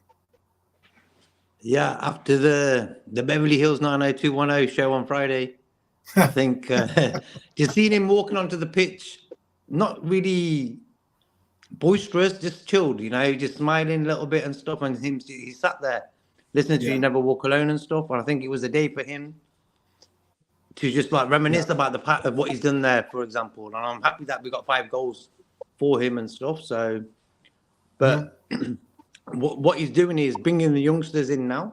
I think he's sort of fast tracking them maybe a little bit. I'm not sure, but I think the next guy that comes in after Klopp has to use these youngsters we've got. I don't want him to end up selling them. You know what I mean? But all in all, Klopp yesterday did a good job, bro. We got 5 goals. We won the game. And I think this week is going to be like a stressful week for him. He's got 2 big games coming up. So for me, the quicker we forget this Klopp's leaving topic, the better. Yeah. I think the media are like spinning it every day. Virgil van Dijk said something yesterday, today, the whole day. So I think the players need to not be clued up and just not really talk about it. Say, listen, we've got things to win. We ain't really got time to talk about that. It's better to say that to reporters than saying actually anything. So I hope that we just get this week done, and then we can next week carry on, then bring Robbo in, Trent back into the games. Okay. Nalante, what's your rating and what is your feelings, if you want to put commentary on there too? Yeah, that's fine, 12. So basically I'll give it, Klopp a 10. Obviously what's been done, I don't want to talk about the whole Klopp thing because I have a few issues with that. That'll be for another stream because I'll be here all night. So we'll park that at the bus for now. But 10, 10, the players already knew what to do, and if they done it professionally, we didn't let Norwich to breathe. If we're honest, it could have been double digits, but yeah, man, we've done the job, fair play, 10. Okay. I know Brian gave him a 10 too. JK, you give him what was your score? I'll give him a 9. What was your score, JK? I'll give him a 9, bro. 9. Okay, Brian, what was your score? I'm sorry, I thought you said 10. Oh no, I was listening. No, sorry, I was saying JK gave him a 9. Yeah, I gave him a 10. Okay. All right. So I'm giving him a 10 as well. Forget it. Okay. I just have him in the top tier. It says 10 is for the man of the match, but I guess you guys are giving him a manager of the match, I guess. Okay. All right. Well then, real quick, you guys in the chat, who do you have? All right. Some of these already have your votes for man of the match. Rep for Life again has had Young Bradders as his 9.5 man of the match. Brian had again Bradley as the man of the match. Psycho Shalin had Bradley as his top tier performance and as impossible candidate for man of the match. And let's see who else had any statements. Okay, and then I'll get into the questions after this about what you guys had to say and the real quick sneak peek. But I think it's going to be Brad. I think Bradley wasn't even. How did Bradley get so many votes, but ended up in above average for us? That's interesting.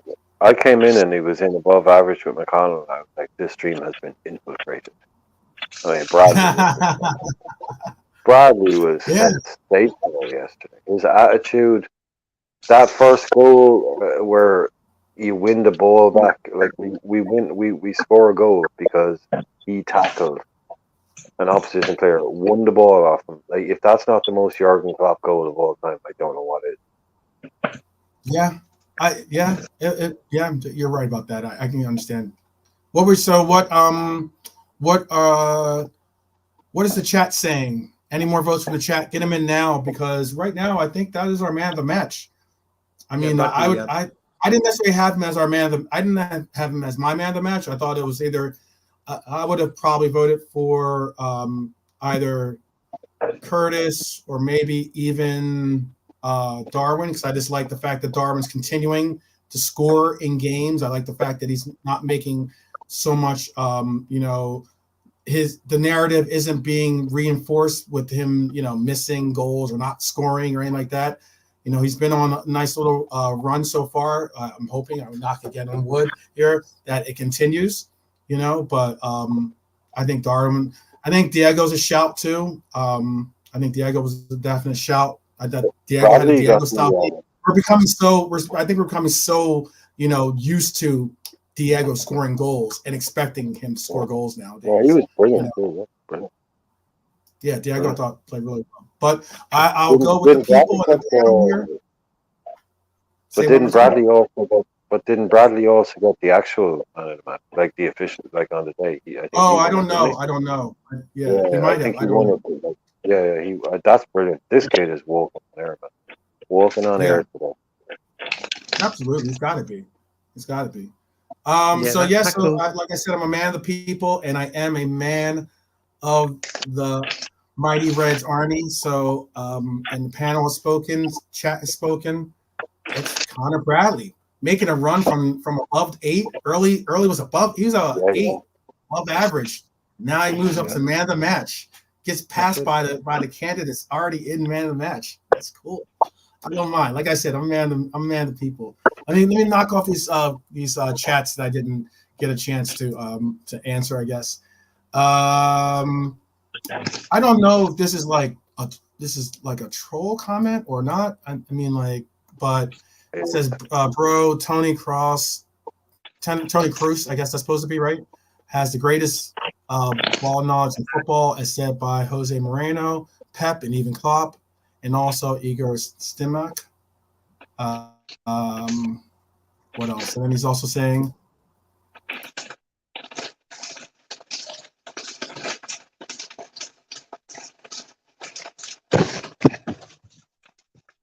sometimes BS makes me sneeze, so I had to take a sneeze there. I'm sorry.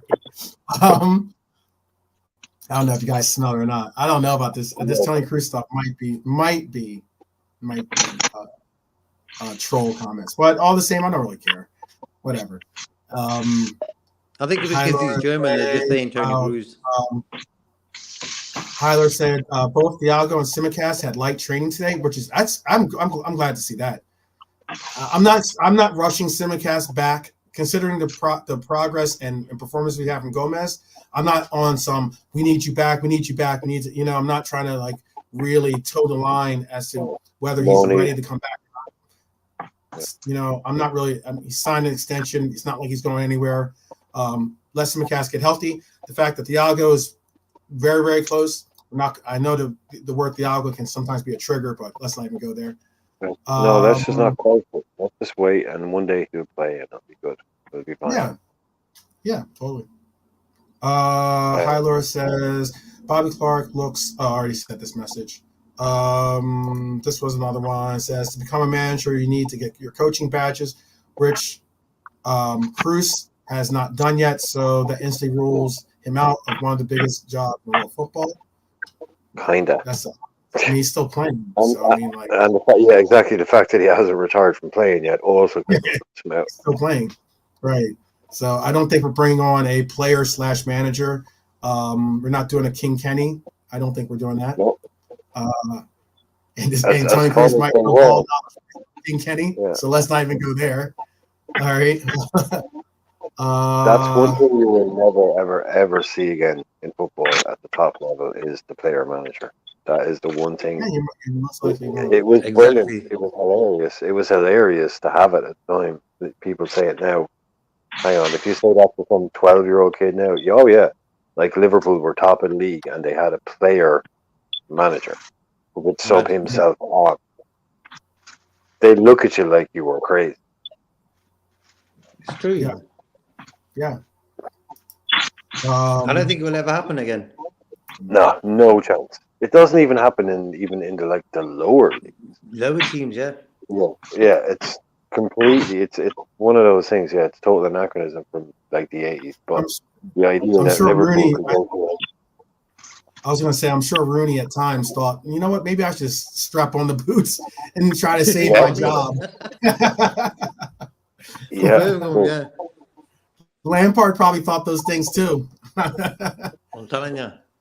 It's difficult being a coach and being a player and being a former player, especially a legend, world-class style player, and then taking on a coaching role is difficult, in my opinion, primarily because when you take on that role, sometimes, and what I saw with Lampard is that, like, especially when I saw him like face to face, going face to face with Klopp and yelling at him, and it was like ridiculous.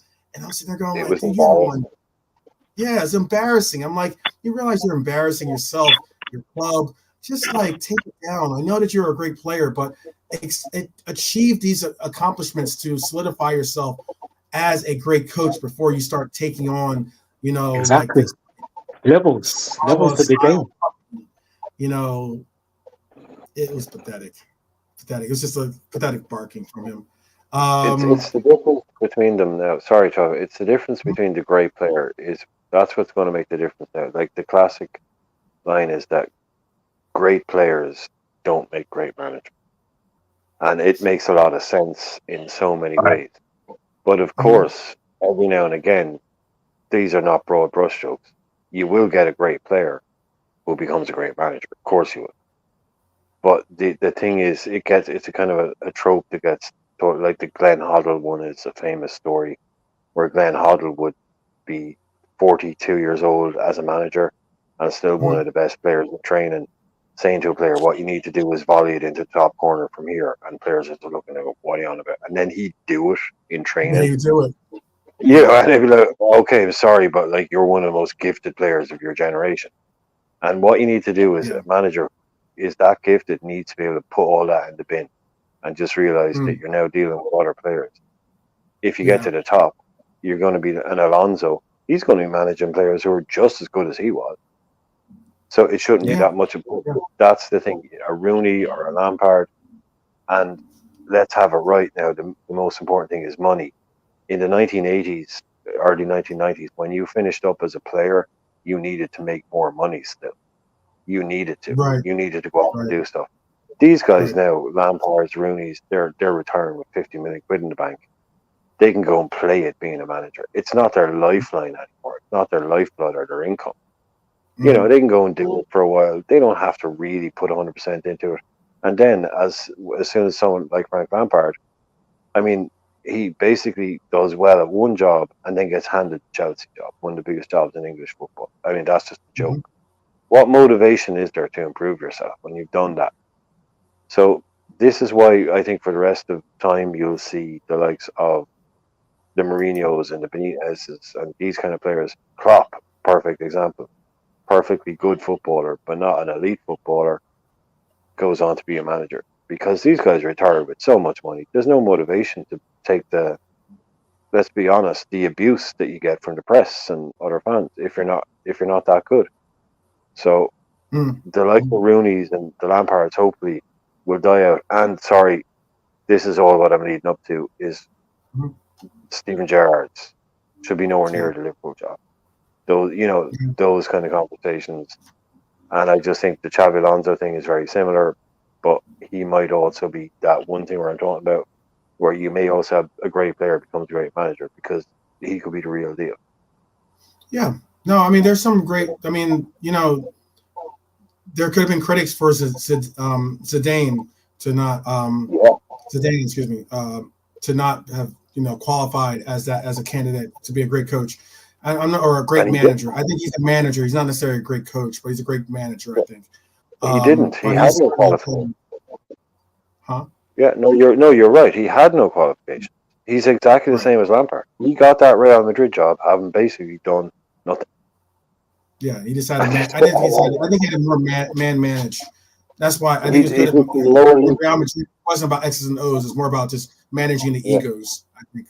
Yeah, he did some coaching with them, some underage coaching, and you're exactly right. That's why Carlo Ancelotti is a success at Real Madrid, because they basically say, here's 11 of the best 25 footballers on the planet, go and win stuff. And Ancelotti just stands back and goes, guys, it's 4-3-3 today, you know what to do. He doesn't do what Mourinho does and like Mourinho would have Zidane out on the pitch going, look, what you need to do to improve your first touch is this. And Zidane would just look at him going, are you fucking for real?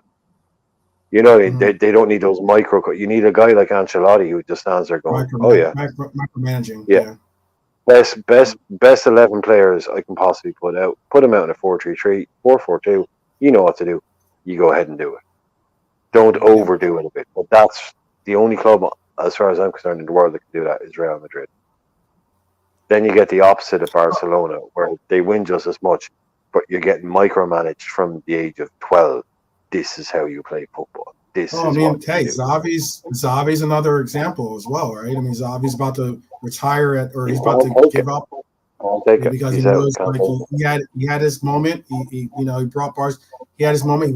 He won some silverware with Barcelona, but then but obviously as a player and as a coach. But now he's like seeing the fact of like, it's not the same. It's just not the same being a player as opposed to when you are a coach, and the responsibility, the levels that you have to maintain, and the intensity that you have to maintain. You can't just, as a player, like your team could be doing poorly. For instance, like with Liverpool, there are parts and points where Liverpool was not performing well. It wasn't a lot of cases. A lot of the times, people weren't focusing in on the players' performances. They would focus in on the manager, as being the scapegoat for the performance, and scapegoat rightly so, sometimes not rightly so. Okay, but I just think that it's not an easy crown to wear when you have that manager role. Nolante, there's a question here, or a statement by High Lord, which is a good one too. He says, "Remember what we will also lose when Klopp leaves." He says the staff. He says he, for one, will miss Vitor Matos dearly. His work with developing youngsters to be ready and contribute so much this season is great. I agree with that. If you want to comment on what we were saying, or if you want to comment directly more so on that, about the fact that it's not only a great coach that we're losing in Klopp, we're going to be losing the coaches that have made the system really have the pieces ready when they're called upon. Like your Matos, like your Peps and everything else that have been, the coaches that have really done a lot of the work, the behind the scenes work that we don't necessarily always get to see. Will you be under the same? Are you under the same feeling that even that makes the loss even bigger, or are you in the sense of, hey, you know what, Klopp is what it is. They're a package deal, and you're already looking at it as a package deal.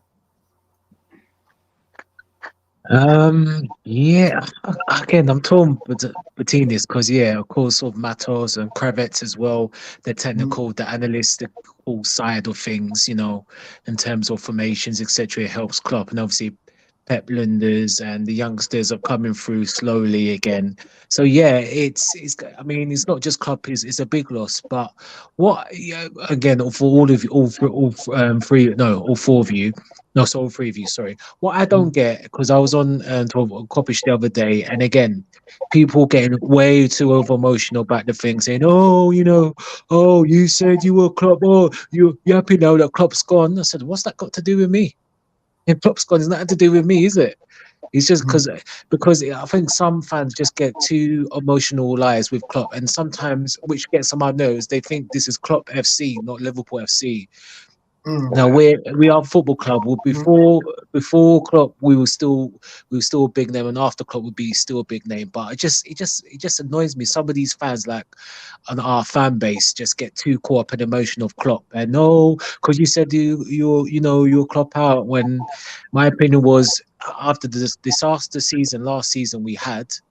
I was of the opinion, which I stated category, if the owners were to sack him, which we know he wouldn't, I wouldn't complain. I won't have a fuss over it because we had a good enough squad to do better than we done last season.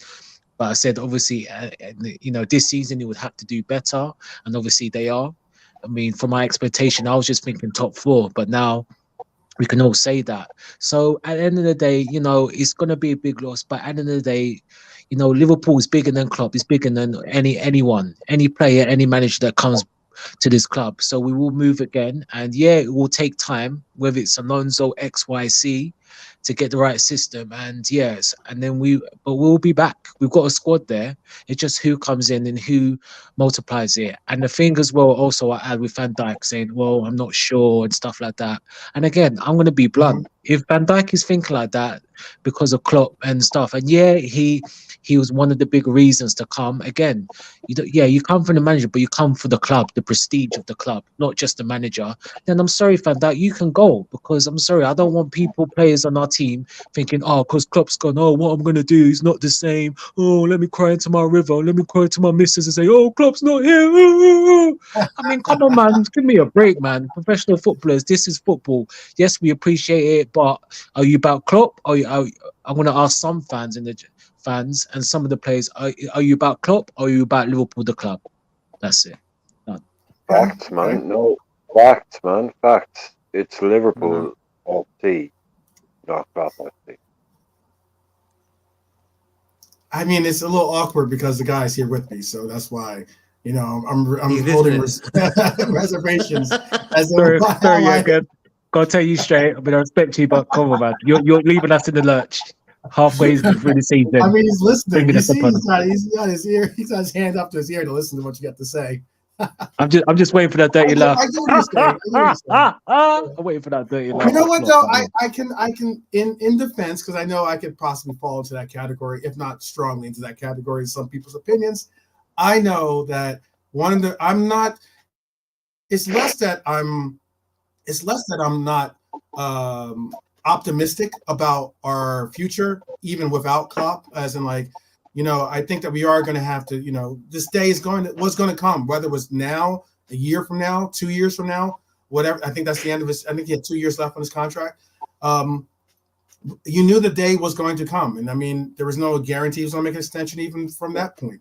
So you knew the day was going to come. The new year was going to be a part and point where a new era was going to have to be drawn into Liverpool. I just think sometimes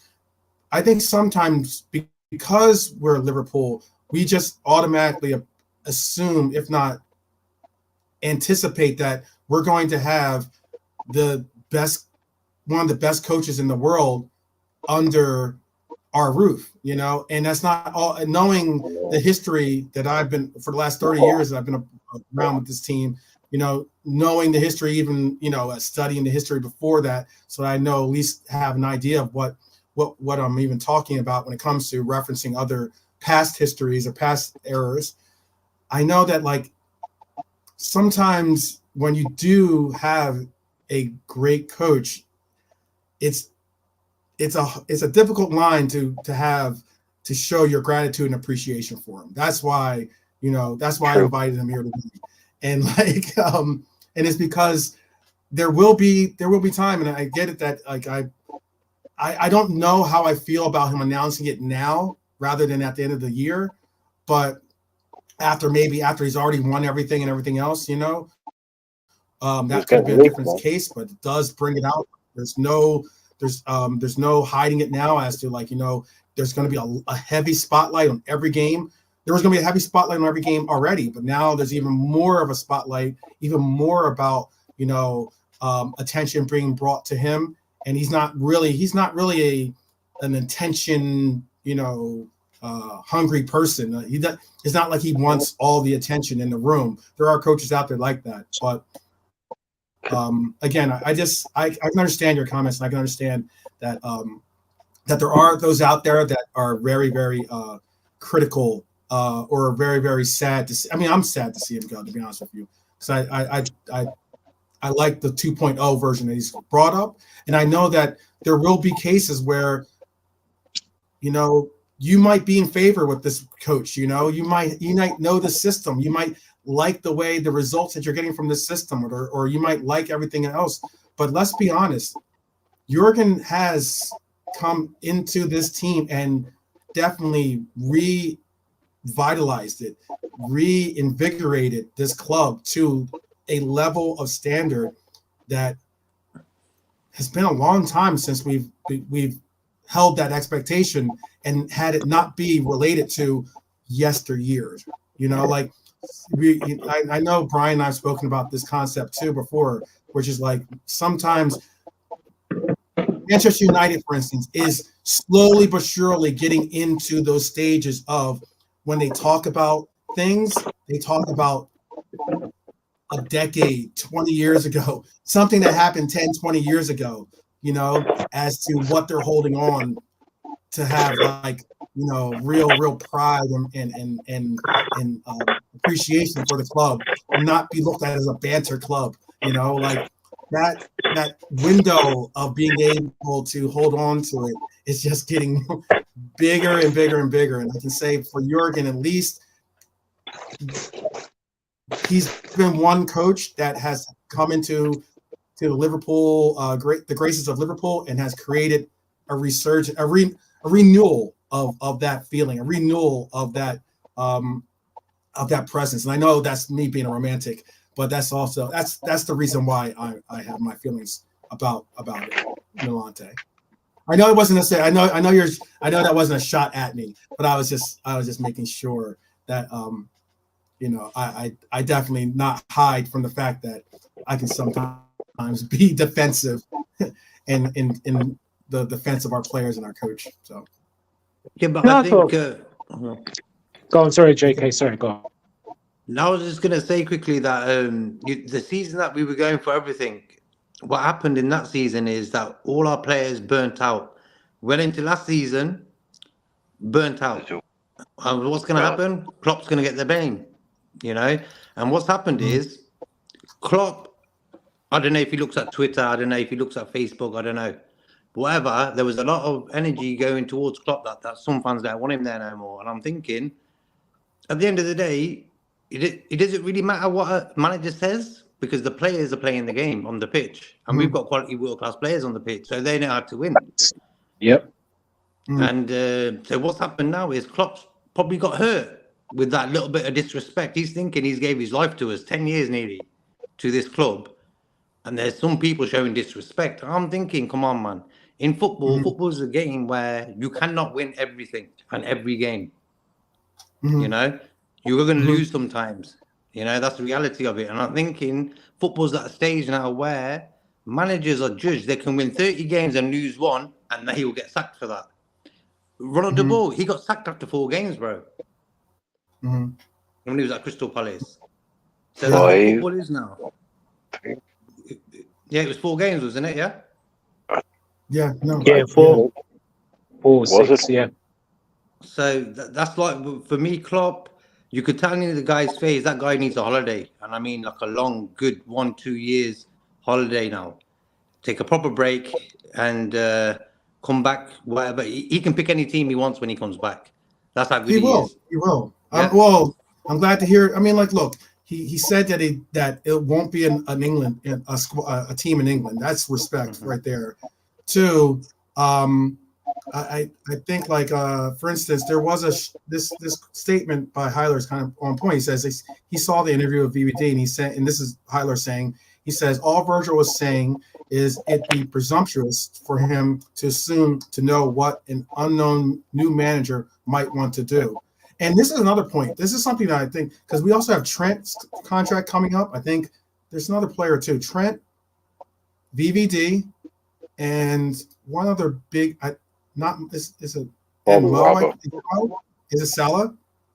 Oh well, Mo. Yeah, well, Mo has his deal, but the other, if you leave Mo out of it, probably Robbo. He hasn't signed a new deal. Well, maybe. Yeah, I think I he's he's know. saying supposed his to. contract. Yeah, I know. Trent He's is. just saying his contract is coming up, and he'll want to. Oh, I'm sorry, Brian. I'll let you land. I just wanted to read this Okay. comment. Right. That Yeah. was a No. No. part of the No. first one. He Yeah. says his contract is coming up, and he'll want to get best terms. So he's not going to be yapping to the media anyway. But hence the "I don't know" line. That's what he's saying as well. What? Go ahead. Complete your thought. I'm sorry. No. It's just, yeah. Trent is pretty close. I know that much. He's 18 months away, or so. He's the big. He'll be the big one. Virgil Yeah. is. Elor is right. The Virgil interview was. If you take it one way, it wasn't entirely positive, but it was also basically him saying, "Well, you're asking me a question about how things are going to go. We'll have to see what happens when the new manager comes in, and he will Yeah. be 33 this summer. So Yeah. it's No, you're right. he's got 18 months left on his deal. He's not, but I think Trent is the one that's the next one to get done. So Yeah. this is something we didn't need dressed up today from Virgil in the way it was dressed up, in the way it seemed like I'd have to wait and see what happens. But it was a Mm, kind of an honest slash media trained interview. Where we've got, like the lads are saying, and also the idea that we're going to hire a manager. And this is what I would say about the timing of it. He told the lads in November that he was going to leave. The idea hmm that we've kept it quiet till now, I think, is pretty phenomenal. And Yeah. Yeah. we cannot go into next season without a new manager, obviously. So hmm the second, this is what I said. It was obviously going to come out that weekend. Someone got Yeah. wind of it. It was going to come out that Yeah. weekend. So they headed it off at the pass, put out a full interview. I've said this to everybody. Would you rather have heard that from Jurgen Klopp or found out on the back page of the Daily Mirror? No, you Yeah. want to hear it from Jurgen Klopp. They found out that someone knew and it was going to get leaked. Yeah. The other point is we need a new manager. The second you contact an agent about potentially taking over as a Liverpool manager, that's out. It's gonna be out there. That Yeah. is out. Fabrizio Romano Maybe gets that's how it got leaked. Maybe that's how it got leaked. Who knows? headed off at the pass. The second you start contacting managers and saying, "Well, this is Billy Hogan from Liverpool. Mhm. Would you like to interview for the Liverpool job?" 24 hours later, at most, Fabrizio Romano is getting texts from agents going, "They're interviewing for the Liverpool job. One Klopp's leaving." That's how fast it happens at most. Yeah. So they couldn't keep that under wraps any longer. That had to come out eventually.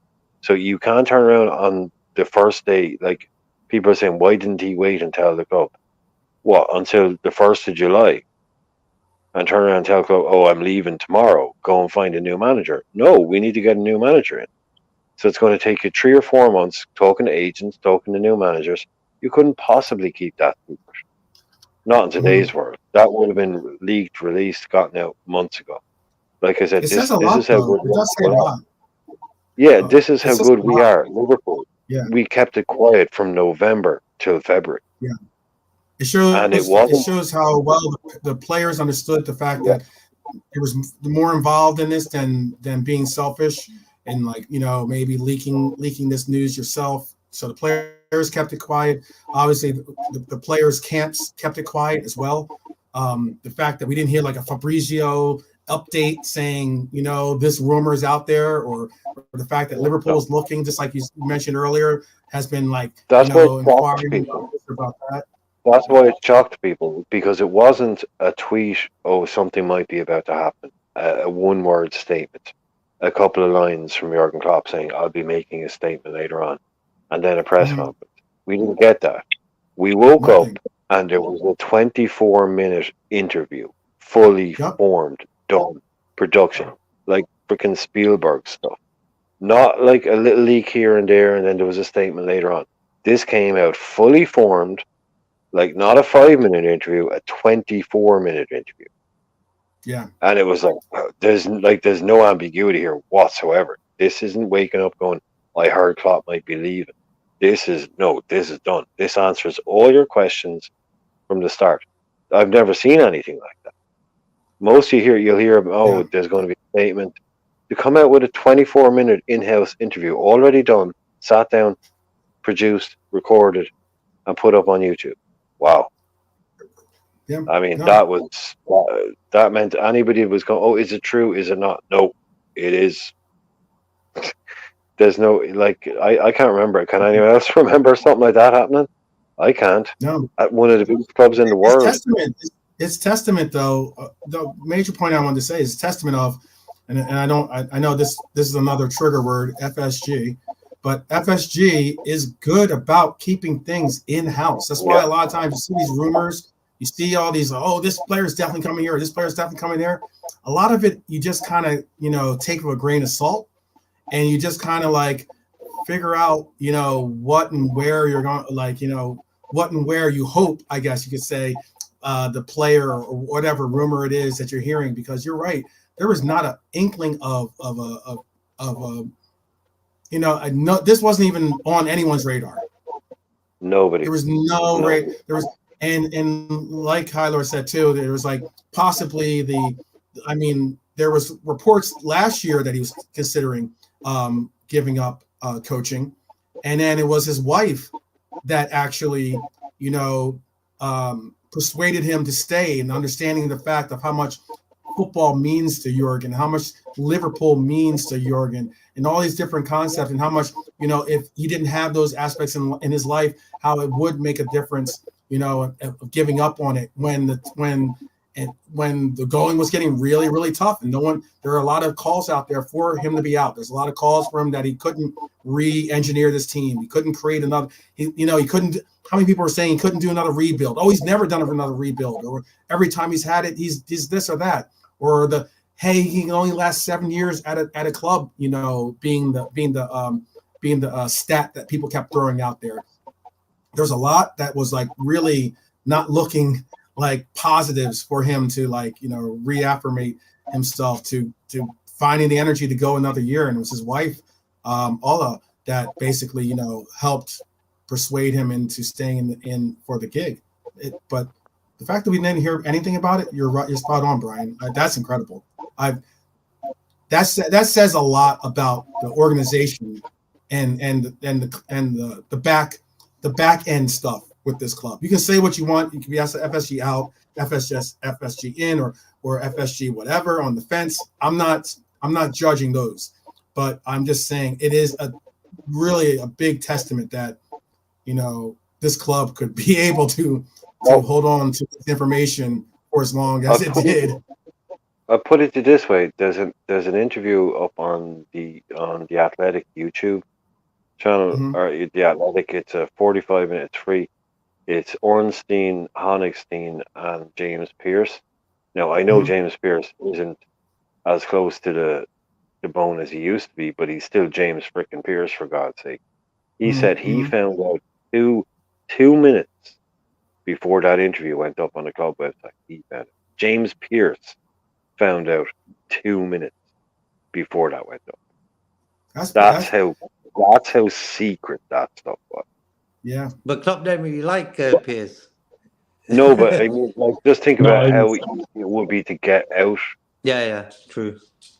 And James Pearce would probably James Pearce might drop it just because of his hate of Klopp. Who knows? No, that's like I don't think it's Klopp. I think it's the club itself, the media side of the club. I think that's what it is. I don't think it's Klopp itself. You got to understand as well. Oh. Wait, what do you mean, Nilante? What do you mean by that?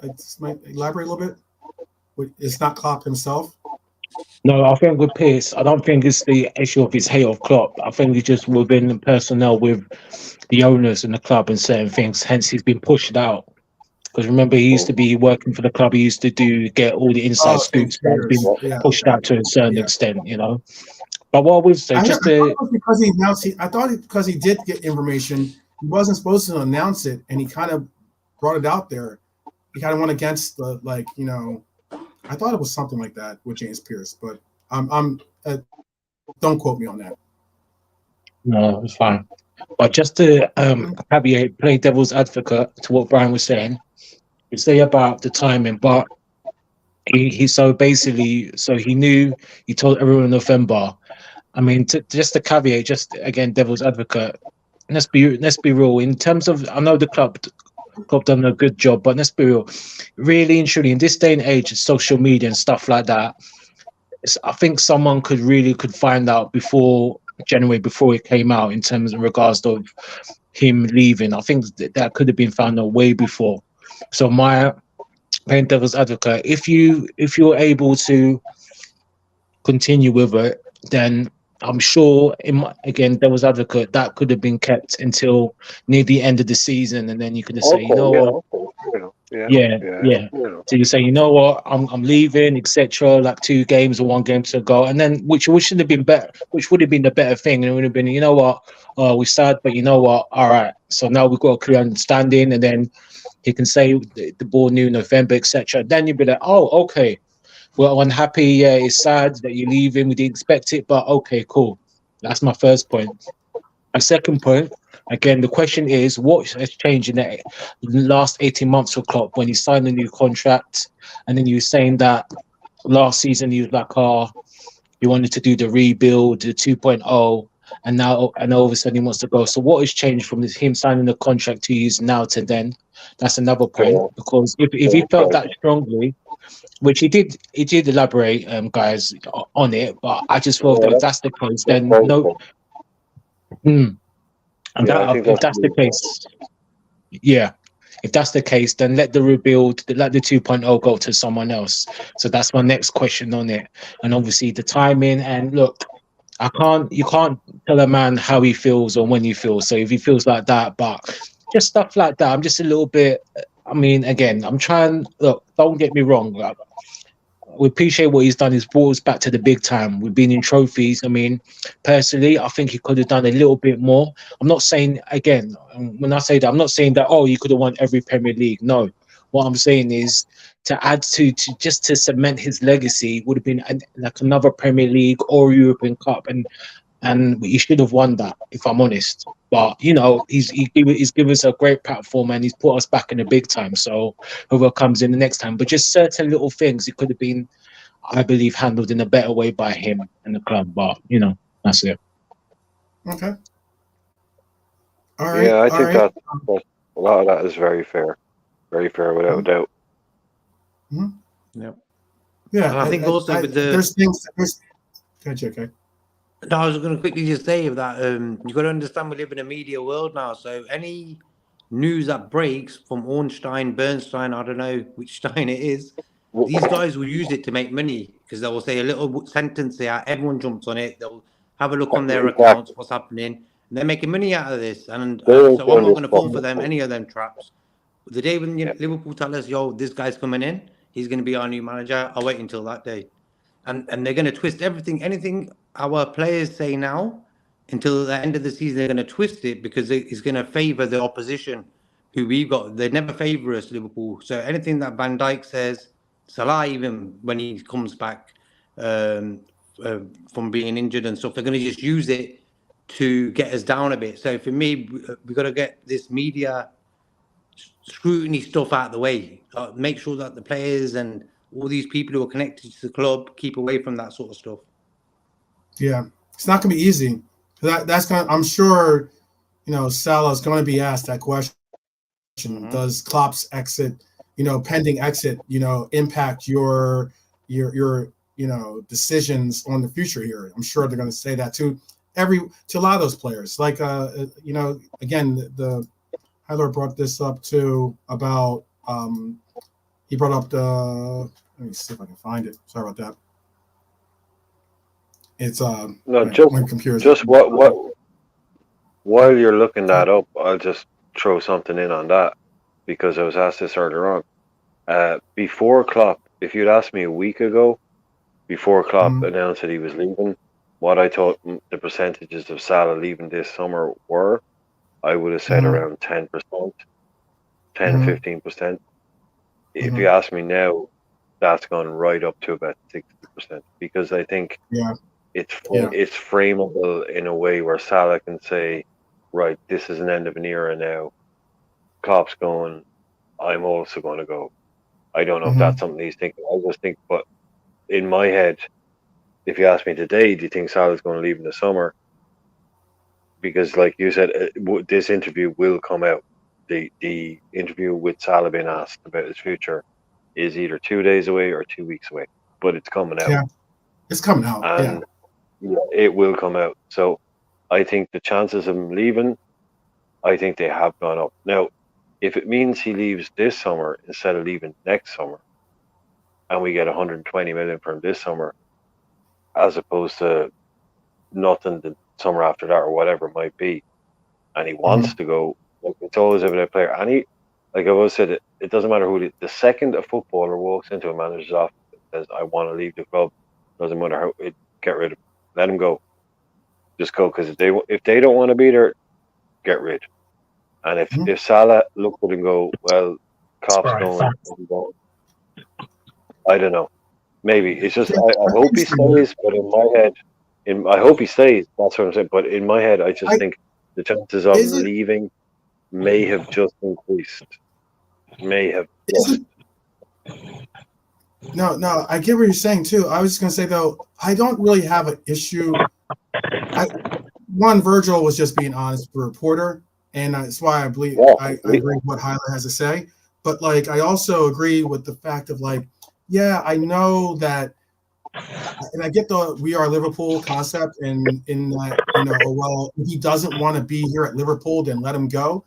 But I think he's just saying it's not that he doesn't want to be at Liverpool. He wants to be Virgil. at Liverpool with the right coach. He wants to be. All he did was answer the question. That's all he did, was answer the question with a little bit more honesty than the average media trained footballer would give you. It was sort of very trained. We don't know. We'll see. But he did actually add in, because he's a grown up, mature person, add in a little bit. Hey, we don't know what's going on. And so that's what we all want from our players, is honesty. We don't want the same standard. That's why I'm not defending him just because it's Virgil. I'm defending him because I'm just from a human perspective. We all think of like these players. Oh, we want honesty. We want honesty. He gives you your honesty, and then we're quick to being like, oh, why would he say that? Why would he say that? Does he not want to be here? I don't think he doesn't want to be at Liverpool. I think more so he's saying. I mean, that's obvious. He loves Liverpool, but he's also saying that like, if you know you're going to have a new boss coming in, and that new boss might not have you in his plans, then like you might love Liverpool more than anything. But are you going to now, take an L on your own career? Like, you know what I mean? Like if you knew, this is a hypothetical, but if he knew that like, this boss doesn't want 4 backs, let's say he wants to go to 3 backs in the back line, and that means that one of these a player is not going to be able to play, like Robbo, for instance. Robbo's coming up on a renewal, or Trent's coming up on a renewal too. And let's say hypothetically go to a 3-back system, utilizing only center backs. As a role or as a player, you're going to say, okay, well then, one, do I accept that as being a role I'm willing to take on, a new role, obviously, that I want to take on? Do I want to go and do I think I can take and make contributions in that new role?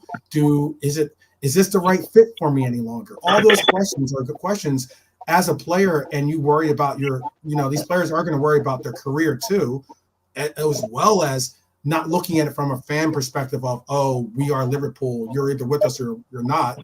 Like, I'm looking at it as like, yeah, that player's giving an honest answer. He's saying, hey, if I had a more distinctive understanding of what the new coach that's going to be going in is going to be bringing, then I can make a more like, a more grounded answer. But being I don't know what the next coach is going to be, or who he's going to be, or what his plans are, what his expectations are, if he has me in his plans, that's why I think Virgil said what he said. And, it was the mature, honest answer. Like if you have someone like Salah who says, I'll make up my own decisions. It's like if Salah says, I don't mind really who the next coach is. It's a 5-year project. I've decided to make my next move. That's what I mean when a player says, look, I want out, let me go. So you just let him go. But with Yeah. someone like Virgil, it's like he's more like, yeah, let's see who the new guy is. Let's see what the crack is. Let's see what happens. Because I can't see any manager in world football that comes in is going to be like I was talking to Rods earlier. So when you get that job, the first two players you're on the phone to are Mo Salah and Virgil van Dijk. Absolutely. Because let's And not forget this. if not Allison too. Allison as well. There'll be for me. There'll be a list. I don't know who gets the first call, but I know there will be a list of names on that. Yeah. There will be a list of names. It's Virgil and Virgil Mo will for be on me. that list. Mo will be on that list. Allison will be on that list. Hey, Trent will be on. Everyone that's in that leadership group on the list. Top 5, easy, plain and simple. And you're telling him, Virgil, I don't want you going anywhere. If you're worried about this, you're worried about that. Mo, if you want to go to Saudi, you want to go to Roma, you want to go to Inter Milan, you want to go to Real Madrid, whatever. If you've made up your mind, but I want you to stay. No new manager is ringing up and going, oh, by the way, you're free to leave if you want. I have my own ideas coming in. Right. Maybe they say that to a lower level player. Say, oh, look. Not a veteran. Yeah, not a veteran. No, none of the boys that we have there. So I don't think, but I think Mo might be someone to go, hey, look, I might wrap this up nicely, but I think Virgil would be like, right, tell me what I want to hear. And I'm staying. Mm-hmm. That's the way I'd look at Virgil. He's just saying, tell me what I want to hear. But don't ask me to talk about the new manager because we don't know who it is. But this is the crazy thing, lad. We're less than 3 months away from having a new sporting director, a new manager, and a whole new backroom of coaching. Yep. Things are going to start changing really, really fast. Really quick, really fast, fast and furious, for sure. And on the way to those 3 months, we're going to be in a title race, we're going to be in a Europa League race, and we're going to be in 2 cups. Yep. That's why the complexity of it. It sucks that we had to be forced into. It's a. You know, I'm thankful that he address this with the players so that the players, this isn't some shock from the players. It's not like obviously some in-house BS that we didn't know about that like has forced them into this position, whether it's like with the administration or with this player dissent or something along those lines. You know, but you're right. I love the fact that this club was able to, you know, keep it. We lost Nwante. And what we were able to keep it all in-house the way we did for as long as we did. And now that it's out there, we're going to have to continue to you know, ride through this because Brian's spot on. We have some major competitions that we can actually win. I mean, we can win the league. We can win this FA Cup. We could win this League Cup. We can win this Europa. And all those let me bring the latte back in. All those competitions I just mentioned are competitions that we are heavily, if not heavily favored, we are definitely a contender in. And that's why I like the fact of like, you know, or I like the resolve that our team is showing, but it's going to take a lot from our fans as well to kind of like make it, the focus is on this season and not the focus being on, well, who do we bring in as a coach or who is it, you know, like, I don't want to keep fueling those fires. Really, I want to focus on these infinity stones, as I call them, you know, and getting stones. I might be alone in that perspective. Listen, hey, yeah, exactly, exactly. That's what I'm focused on. I'm focused on silverware. But man, we went like, you guys. Always good conversation. Always makes my broadcast go way over the time I said I was going to do. But I 90 appreciate minutes, it. I appreciate 90 minutes. I was supposed to do 90. Ended up putting the extra time of an hour. Penalties. You know, exactly. Hey, so I did say I would give us a little sneak preview. Tomorrow night. Who's that? Tomorrow night. That's gonna be really fun. Yeah. So I want to do a sneak preview. Hopefully Brian or JK too as well. And I'm gonna reach out to Chris. Maybe we can all discuss some things too. I can update you guys with what's going on. But regardless, tomorrow, what I'm gonna do about tomorrow's episode is I'm going to probably do 2 episodes tomorrow, all depending on what time the game is on Wednesday. So I can get a preview in, but I'm also going to give you guys what the people has been asking for, which is the 12th Man Anfield Cup, with the teams that we put together. The Chats team, Bayesian Angels team representing Bayesian Reds TV, JK's team.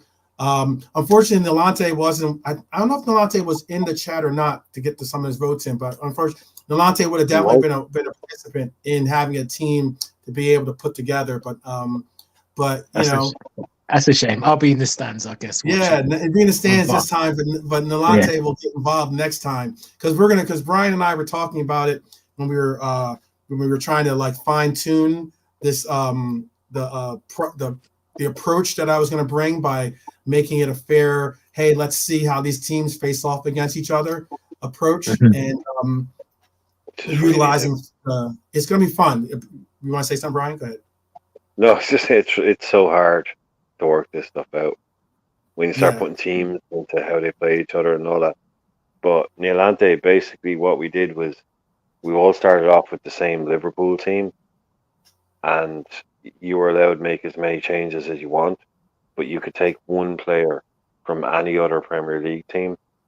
So our not Premier League team, top 20 world or top 10 world team. Top 10 world teams, yeah. So we all made like three from Spain, 3 from Europe, or 3 from England, 3 from Spain, 2 from Germany, 2 from Germany, 2 from Italy, and 1 from France. Yeah. Yeah. So you could pick and choose any player to replace any Liverpool player you wanted and build your own squad. And then we're going to throw them into like a FIFA simulator and play them off against each other and see how we get on. Oh, well, yeah, that is very tricky. That is interesting. Yeah, exactly.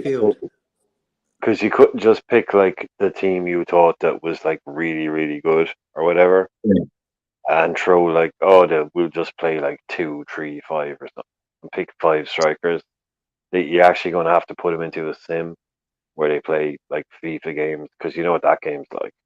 Yeah, 100%. Yeah. So like they're all going to actually have to, teams have to make sense and work up. So you had to make, what was it, 4? At least 4 changes. Yeah, so you had to change it. So we were all given the same Liverpool starting 11, which is this year's basically first choice starting 11. And you had to change at least 4 players. So Pedri, De Bruyne, Mbappe, Vinicius Jr., all these players out there, move in and go and throw them in and play a little like round robin tournament. Is how it's going to work out. So we're going to do that tomorrow night, which should be really.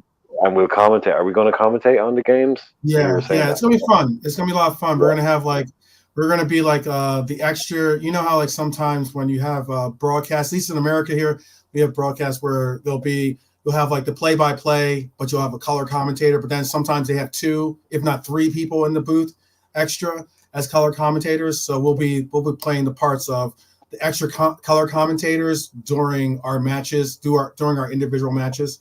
So let's say hypothetically, if it was Brian versus JK, they'll be the extra color commentators on their own match as they play, and they'll actually be able to chime in with the other commentators that FIFA provides as they highlight the games.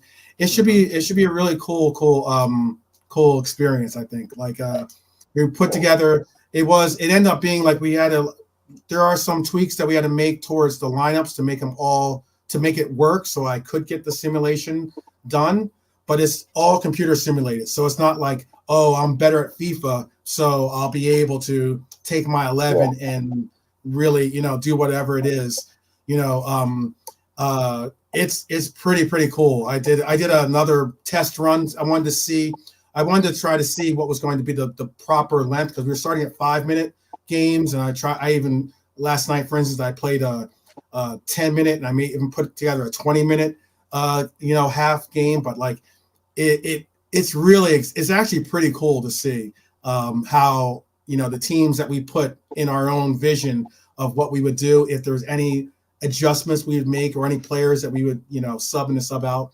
The only little tweak, I should say, twerk something else. A tweak that we had to make, like the 6th round thing that we did. I'm gonna have to probably take that away or figure something out about that, because it made it with 5 teams. You can only have 5 rounds or 5. Mm-hmm. The max we could have was 5 players being subbed in or substituted. So I've learned that through this process, at least.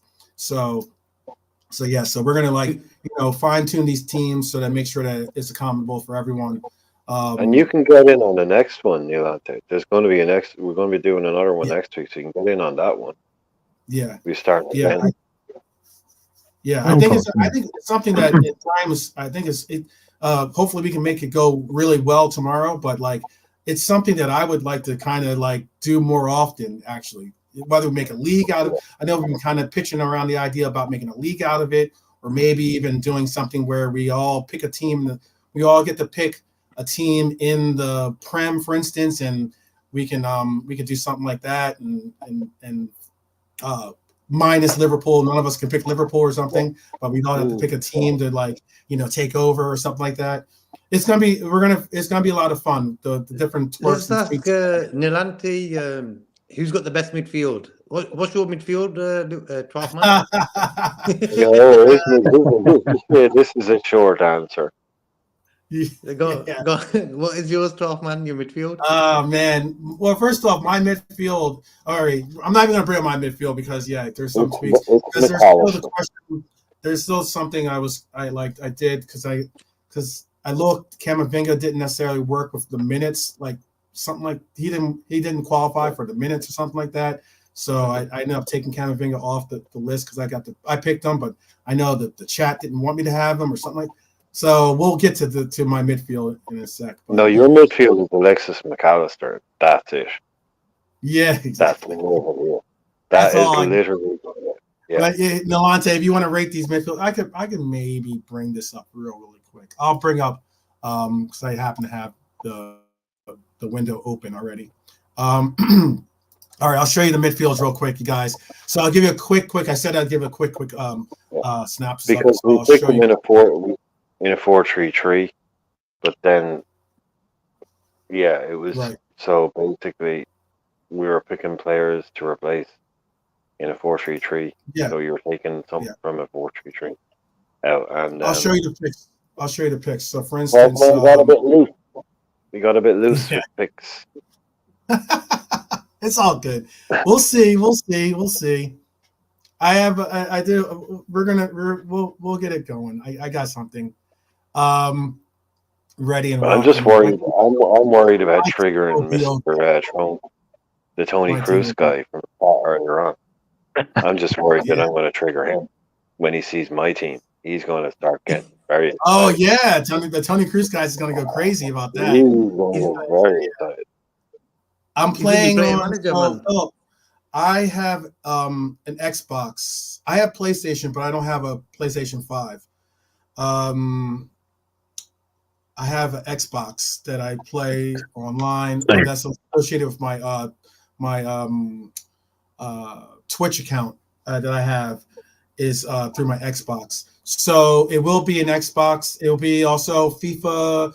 It's the FIFA 23, by the way, too, just so in case I don't have the EA FIFA EA, whatever it's called, EA 24 or whatever it's called. Oh, yeah. EA Sports or whatever. Yeah, Sports or FC or whatever. I don't have that new one. But I do have FIFA 23. So all of the and on FIFA 23, they have this feature on it that they update the players according to their form or whatever form they were last on. So players are updated. So it's not like they're playing on 23 settings because I have the updates. They're playing on the 2024 settings of what they're playing on. So just so you know, so the players are up to date with their active numbers and such. This is Brian's team. Brian's midfield was I remember he had KDB on the right. I think he had Pedri on the left, right? Yeah, obviously. Cruz. Cruz was his wild card pick. That's one of the reasons why he's interesting. Dangerous midfield. If they've got the ball, forget it. They're keeping the ball between themselves. Look at that. That's just disgusting. Cruz player manager. Yeah, player manager. They're coming back, Brian. They're coming back. Yeah. Cruz is the one. Victor There you Osimhen go. up There you front. go. Yeah. Yeah, Striker. there you go. Tony Cruz is the manager. Again, let's see. All right. And then we have you wanted to see it, so I'll show it. This is JK's. Okay. Okay. Okay. So I don't think so. His is. I think he had Bellingham on the right. I want to say, and then he had Gundogan, or do you have Gundogan on the right and Bellingham on the left? You know what I was going to do? I was going to play them two sit in, Rodri and Gundogan, and then play Bellingham in front of them. Front of them as the man that that makes sense. Okay, so you have Rodri at your 6, right? Yeah, Gundogan playing the 6 and a little bit to the left position, and we Bellingham. Oh, so you're gonna have Gundogan and Rodri both be your DMs. Yeah. Okay. And then Bellingham in front of them as a 10. So 4-2-1-3 or Yeah. 4-2-3-1 or 4-2-1-3. 4-2-1-3. Okay, you want a 4-2-1-3. Okay, I'll have to. I don't think we had that as your setup, but I will make sure I will. No, everyone Okay. was set up in 4-3-3. That was the thing. We set every team up in 4-3-3 because the team we picked from was set up in a 4-3-3. But then we told everyone, like, yeah, you can later on you can change your formation and switch stuff around. But that's why they all come up in a 4-3-3 like that, which is why your team 12-man looks absolutely insane. That's just right. But I was never playing. My lineup is a 4-2-4. No. Yeah, I was going with the 4. I'm going with a 4-2-4 as my lineup. I'm not going with that. So that's why. Yeah. It was interesting. You know why, Nilante? Because like, I'll hook you up. You should definitely check out the episode we did it. I thought it was a fun episode too. It's a fun draft. Had a good time, and we worked out there weren't that many kinks to work out really the first time we went through it, and I thought it was really, really good when we went through, and whatever little kinks we had to work out weren't that hard, weren't that difficult to kind of come to a solution for. But yeah, like it was more so too by us doing the way that we went with the draft, because everyone had a chance of being first get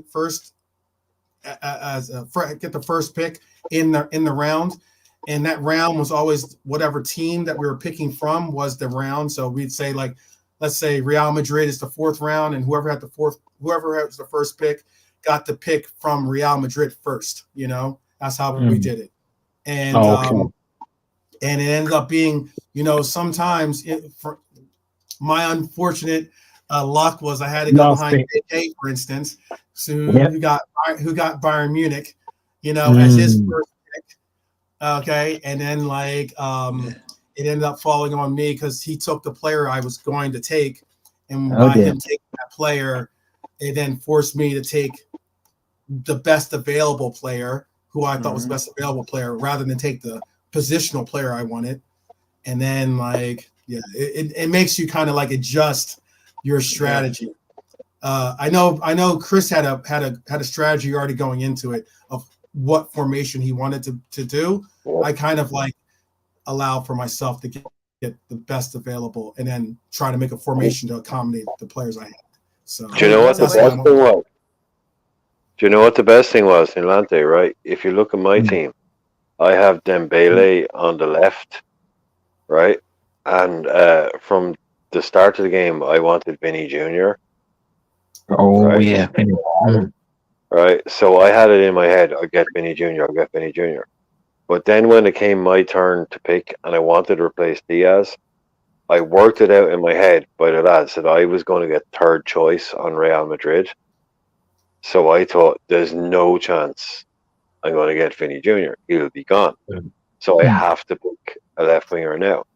Because obviously someone's going to pick Vinny Jr., right? Right? Yeah, exactly. Exactly, right? So I picked Dembele, who I didn't really want, but I picked him anyway. And guess what happens? Guess what happens? Nobody picks Vinny Jr. because Bellingham. everybody else had a Wow. different chance. Chris Angel wanted Rodri or something like that.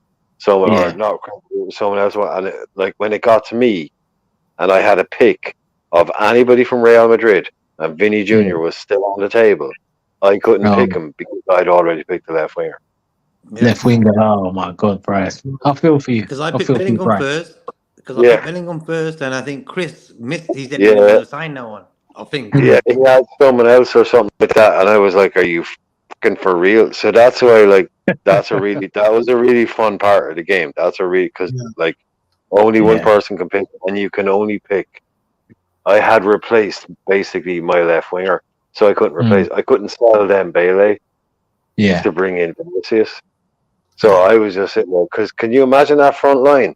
Vinicius, Osimhen, Salah. Oh, That's disgusting. Might Yeah. get some chicken and chips for that. Oh. and that's It's the a point. That's the whole thing. Vinicius is still sitting there on the table. Nobody has Vinny Jr. in their team. Yeah. Oh wow. yeah. God. No. Oh Yeah. boy. And it's, Well, So then that's what's midfield. fun about. it's That's because what's like for really fun about. Mhm. because like so for instance he took if you're looking at JK took Jude, so he can't take, so that was his one pick from Real Madrid. Mm. He could have taken Vinicius, but he chose Jude, which was another punch in the gut for me. So I mean, like, you know, I messed with you there. JK was Bro. my nemesis. JK was my nemesis of having him go before me. Was my Yeah, nemesis. Bayern Okay. and Real Madrid, both of them. But Oh I think boy. I got two good choices with Bayern and Real Madrid. Yeah, this was JK's squad. He has a really talented middle group. Yeah. Let's see. I'll bring up here. I'll show you. He's from And JK. chat, stick with me. Chat, Nice one, yeah. bro. I'm gonna bring up. Please stick with me. Whoops. I almost dropped the site. Let me do this. But I've kept it Liverpool. My attack. I've kept it Liverpool. All right. Yeah, fair play, yeah. I like the balance. Yeah. This one is I'll share it again. I have to share it again. This one Yeah, is JK's whole thing was Alfonso Davies. He was like, I'll get him, and that's it. And then it was like, I knew that I was tough. wanted. Yeah. So yeah. This was and hopefully you can see it. I know it's kind of small on the screen. I can see it. This was so now it looks weird on screen because he's got Kyle Walker there. What? We made one position. This is like the little fun twist I put into the game was we made one position a wild card, and that wild card was a position that you could pick any to kind of accommodate you going with your own lineup possibly in the future. We made it where you could pick any player in that wild card position, and it was because all the players that we got originally choose from the starting 11 for Liverpool were all players that had those are the top 11 minutes played, matches started, all that, so that was like definitely the starter for that role. But when it came to the left-sided 8, Curtis Jones doesn't have the same minutes or starts comparatively to anyone else on the starting 11. So there was no definitive number 8 left-sided 8 on our team. So I left it as the wild card, and that's why, you could have chosen. I guess we could have chosen Curtis Jones in that role if you wanted to, but yeah, Kyle Walker's going to be in his. He's playing a back of 5. He only has his midfield is Valverde and Barella is his midfield. He's doing a 5-2-3. I think he's doing something like that. I think he's going to 3. I think he's going to go to 3-2-5. He told me. No, he told me what it was. He told me what he wanted to do. Well, good luck with that. that. He said he wanted a back 5. Yeah. He's going to have, for instance, his lineup is going. Oh, sorry, Brian. I was just going to say his lineup is going to be Balde on the left wing back position. Then he has Kanate. Then he has Virgil van Dijk at the center back role, and then he has Kyle Walker at the right center back role, and then he has Hakimi as his right wing back. Yeah. Okay. That was an interesting. But let me say this: I'm pissed. He took I already took a striker, so I couldn't play. We also played where as long as that position was in the title or in their description, you could put them in any position that you wanted to. So, Kubo was his striker. He took my Kubo guy. I wanted Kubo, but I couldn't get him because I'd already taken Haaland as my striker, so there was no taking him. Yeah, but he also only took him to wind you up. That's 80%. Oh yeah, absolutely. Because if you remember it back, he finished his team and he didn't sign anyone. And then everyone's like, "Well, that's your team," and he's like, "Yeah, cool." And everyone's like, "Okay, so that's cool." And they're like, "So that's everyone's team," and he goes, "Hang on a minute," and he realized that he hadn't picked anyone. So, like 5 minutes nearly after he'd finalized his team, he realized he could pick your favorite player, and so he just did that. There's absolutely no reason behind this whatsoever. Only then to just pick your favorite player. He was with an evil grin on his face when he was doing it. It was hilarious. That's the Darth Angel there. Darth Angel. Yeah. Darth Angel. No, he didn't even want. He doesn't even want Kubo in his team. I know. He just took him. That's all he did. It was funny. It's pretty funny. But Kubo's going to work out for him. Kubo is, despite his rating in the game, Kubo is pretty incredible. He's a really talented player in the game.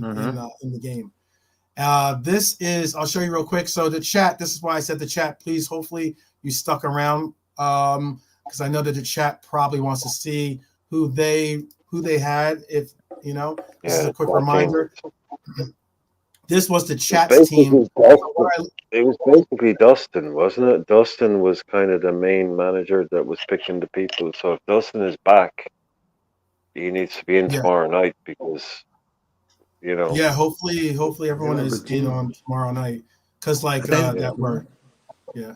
This is basically. Say again.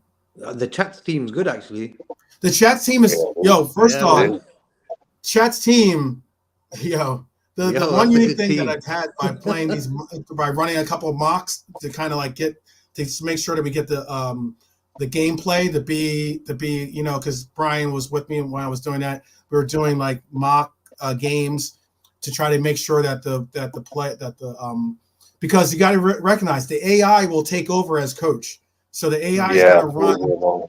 So annoying. The AI is going to run your team as the coach. So he'll decide when he wants to do. If you're behind, let's say you're behind 2 goals, obviously you're going to want to put a more ultra attacking, premise for your team. He's going to make those adjustments, and it might push your players in and out of positions or such. So we were trying to make that all run well. And Dominic is a beast in this game, guys. Yeah, he is. He is a beast. If you unlock. Brian, he played one game.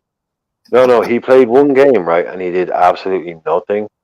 And then there was just some kind of tweak in the formation, and he just he turned into prime Maradona. Yeah. It was fuck that game. No, but I was watching a sim with my game, right? And I have Robertson and I have Trent. Right, and I think I had my team set up to attack, and Robertson and Trent would not pass the halfway line. I was like, "What's happening? What's happening?" There was they would not pass, and it was it's the AI in the game is just telling them to sit deep. I'm like, no, I do not want that. It's like Robertson and Trent, they're just sitting there, and I've got 2 strikers up front and nobody wide. It's like, why won't they attack? Why? Yes, that AI shit, man. Yeah, it takes over what the game is doing, and it's like you put in a couple of basic commands, Yeah, if you don't tell them, no, tell Trent, get forward, get forward, get forward. If you're one goal up, it'll just go, oh, you're winning. Tell your fullbacks to sit back. No, no. Yeah, So yeah. it's like, yeah, no, you really have to get involved and tell it, fine tune it at the start. Because I just thought, set it at 4-3-3, attacking high press, and just let it go. No, it's out there doing Brendan Rodgers shit. Well, it also had Dom on some like peak Gerard. Yeah. He was. I had to make sure that was Dom and not Stephen Gerrard. And you won't know what you've done. This is the thing, you won't know what you've done. It's not like in the old days where you basically set Szoboszlai to holding, basically, or not attacking, and then you're losing the game, so you can change him to an attacking, and he starts scoring. It's not as simple as that at all. When you're not playing it, when you play it as a manager, like I'm way too. I didn't realize how far games had gone. This shit is literally making tiny adjustments. So, set it up as best you can. But it's like as soon as you start winning, it seems like it just tells your players don't attack as much. And I'm like, no, let's go for it. Let's win 6-0. Right. But, yeah. So you got to kind of, video games these days, man, especially football, they've gotten way complicated. Way complicated. It factors in the player's fatigue. It factors in all these different little concepts of like where and what you want to do with the players. It's interesting. And even when you're all ultra attacking, hey, your players are going to get extra run down by running all over the pitch. It's going to be a fun. It's going to and again, it's fun because it's all simmed. It's all AI simmed. It's not. You can't say, oh, that's 12th man is just really good at FIFA, and that's why he's winning, or you can't say any of that. You can't say, oh, I have I'm tweaking this or I'm tweaking that just to make, to like kind of get, or I paused the game and I brought in this guy or that guy. None of that. We're going to watch these 11 play a full 90. There's no injuries. Okay. That I will put out there as that caveat. There aren't any injuries. So, and no subs. And no subs. But there's no subs. So you're gonna get a full. You're gonna watch 11. This 11 go a full 90, and you're gonna watch this 11 perform and hopefully get you the victory and bring you closer to the 12th man Anfield Cup, because it's at Anfield. It's gonna be a lot of fun. Everyone's gonna have. We're gonna work it out some way somehow to to make sure that everyone gets to play each other once, and it's gonna be. What kits will we be wearing, bro? What's that? What kits will we be all wearing? Oh, okay. So this is what I will be doing. No one will be allowed to use the red kits. We will be using 2023 kits, and the 2023 kits are the home team will be wearing white, and then the away team will be wearing the dark kits. And the dark kits were like in 2023, the away kits were that white, that psychedelic style, the white with the psychedelic stuff on it, and then the dark kits were like that hunter green-ish kind of color. It was kind of like that. I don't know what color that was, but it wasn't black. What was it? No, I've got that top. It's like a dark green. Yeah, it's like a dark. It's like a hunter green or like a army green type color. Yeah, and the sponsors were orange. Yeah. Well, yeah, the sponsor on it is orange. It's very dark. Yeah, dark. So it's a really dark green. The sponsor's orange. So we can't pick our own. I figured no one should be red because obviously everyone would want to be red. So, no, I don't think that was I think the question was more in terms of, can I pick my own really cool kit? Oh yeah, no. Like, because if that's the question, I'm like, Baka 2000, please. Yeah. If you can give me a sash, So, but if it's like, home team is. It's just simple. It's simple. Since the way that was set up, since we're all playing with Liverpool teams, it's all Liverpool. So obviously the game is at Anfield. You know, so and Are you going to show us your team now? What's that? Oh, you want to see my team too? Oh yeah, I think everyone wants to see your team. All right, so that's the chat. All right, so and then my team is this. So there is one adjustment. You gotta I have a player in here, but he's not going to be in here. He's not going to be on the team. Hold on a second. We've got some late substitutions, have we? No, the Camavinga. That's the Camavinga thing I was talking about earlier. Controversy.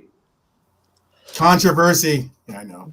But we got to make. I had to do it because I had to make it so that I could get all the players on the teams. I couldn't. So by the fortunate way of doing it this way also was because since we're both Liverpool, all the players are on our team. So if you look at the ratings for Liverpool, it's going to say attack 88, like defense 87, something ridiculous like that, because all 5 of our teams are on the same Liverpool roster technically. Yeah. But to make them all fit, I had to like do some tweaks. But this is the team that I will be the adjusted team, I should say. 2.0. It sounds like Man City to me. Sounds like Man City to me, this. Yeah, I know. I already knew it was going to be the case. 116 charges. But I mean, I was already getting pushed back against putting Camavinga in there anyway. And then I looked at FB. Look, I said I have Kevin De Bruyne in my team, and Kevin De Bruyne had played 0 minutes when I put him in my team. So when I put him in my team, then that made everybody else cool. Yeah. And I said, looking back, I don't think I should have been able to put them, and I wouldn't have after. But look, I did that. So look, it's the first run. I didn't want to leave KDB out, despite but it was the first run. You know, it's not a perfect one. Everybody recognize this. KDB is a freaking. Oh, here we go. He's a force of nature in this freaking game. Let me say that right now. But it's the world's most. He's a annoying player too, but all good. The world's most attacking football team. Here we go. What is going on here? I had to take out Camavinga though, because Camavinga's numbers, when I looked on FB Ref, his numbers didn't correlate to him being a selection. So I took Camavinga out. And you replaced him with? Well, who have you replaced? I had to replace him with someone on Real Madrid. So interesting. But I can't replace. But I still can't get. I can't get Vinicius. That's not what's going to happen. No, you can't have Cruz. No, but I'm pretty sure you can have anybody else. So most likely, I'm going to take Modric probably as my Modric. Okay, Modric. Okay. I'm taking a like for like. I'm taking a midfield for midfield. Yeah, no, that's perfectly fine. Yeah, 100% fine with that. I would have given you. If you want Chimene, you can have Chimene. Yes. Also, you can't have Valverde because the chat. No, Valverde's taken. Valverde's on Bayesian Angel. Bayesian. Yeah, I have Cruz. Valverde. I couldn't take, for instance, I couldn't take Frank. No, Frank de Jong's on Barcelona. But you can have Chimene or you can have Modric. Easy, no problem. Yeah, easy. Yeah, no and that's the reason why I dropped kind of thing, because his numbers don't correlate to being a starter. But Modric's numbers were high enough that he was a starter. So I took Modric as a replacement. So I would have taken Modric in one of my teams as well. So your midfield is Erling Haaland, Modric, and no, well, he's not in the midfield. You got I know. Your attacking midfield is Modric and Saka and Modric are my midfield. Yeah, holding in a double pivot, Saka in a double pivot. Oh my God! Oh holy hell! Yeah, you'll get the goals, but we'll be like 6-5 or losing 8-5. My word! Anyway, God, the game is just going to be non-stop. This is going to be crazy. Definitely hold on to that. I like that energy. Because I'm just gonna eat that energy all out. But Van Dijk and Kanate, mate, they're gonna be knackered. God, they might have to. Going to be, jeez. We'll see, and we will see. For interesting. Sure. Interesting. Yeah, Harry we'll see. Kane, Salah, Kava, Erling Haaland.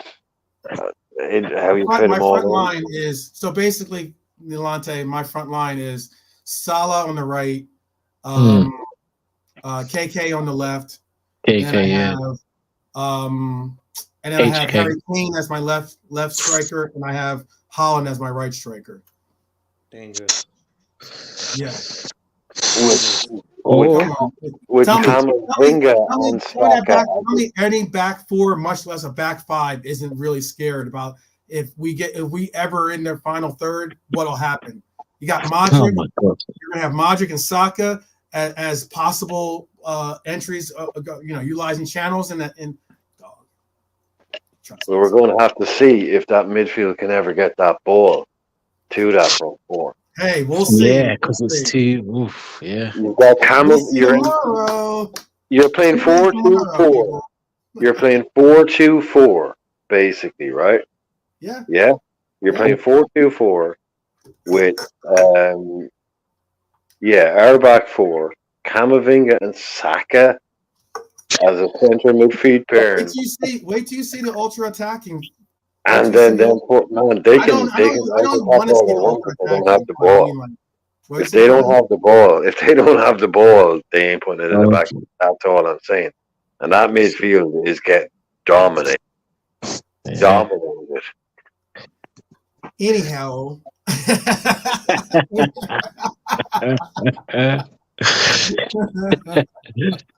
So we start with the conversation with Brian. This is why I wish Nolante. I like that I appreciate you'll be in the stands, but I wish that you're a part of. You definitely got to be a part of this next time when we do. Oh, 100%. 100%. It's gonna be fun. It's gonna be fun. I don't know if we're gonna do. We might do because we did one of these. Yeah, right. Yeah. No, if Dustin, right, there's a chat team, right? There's a chat team. There's a chat team, right? Mm-hmm. And we were throwing it out to the chat the whole time to make their.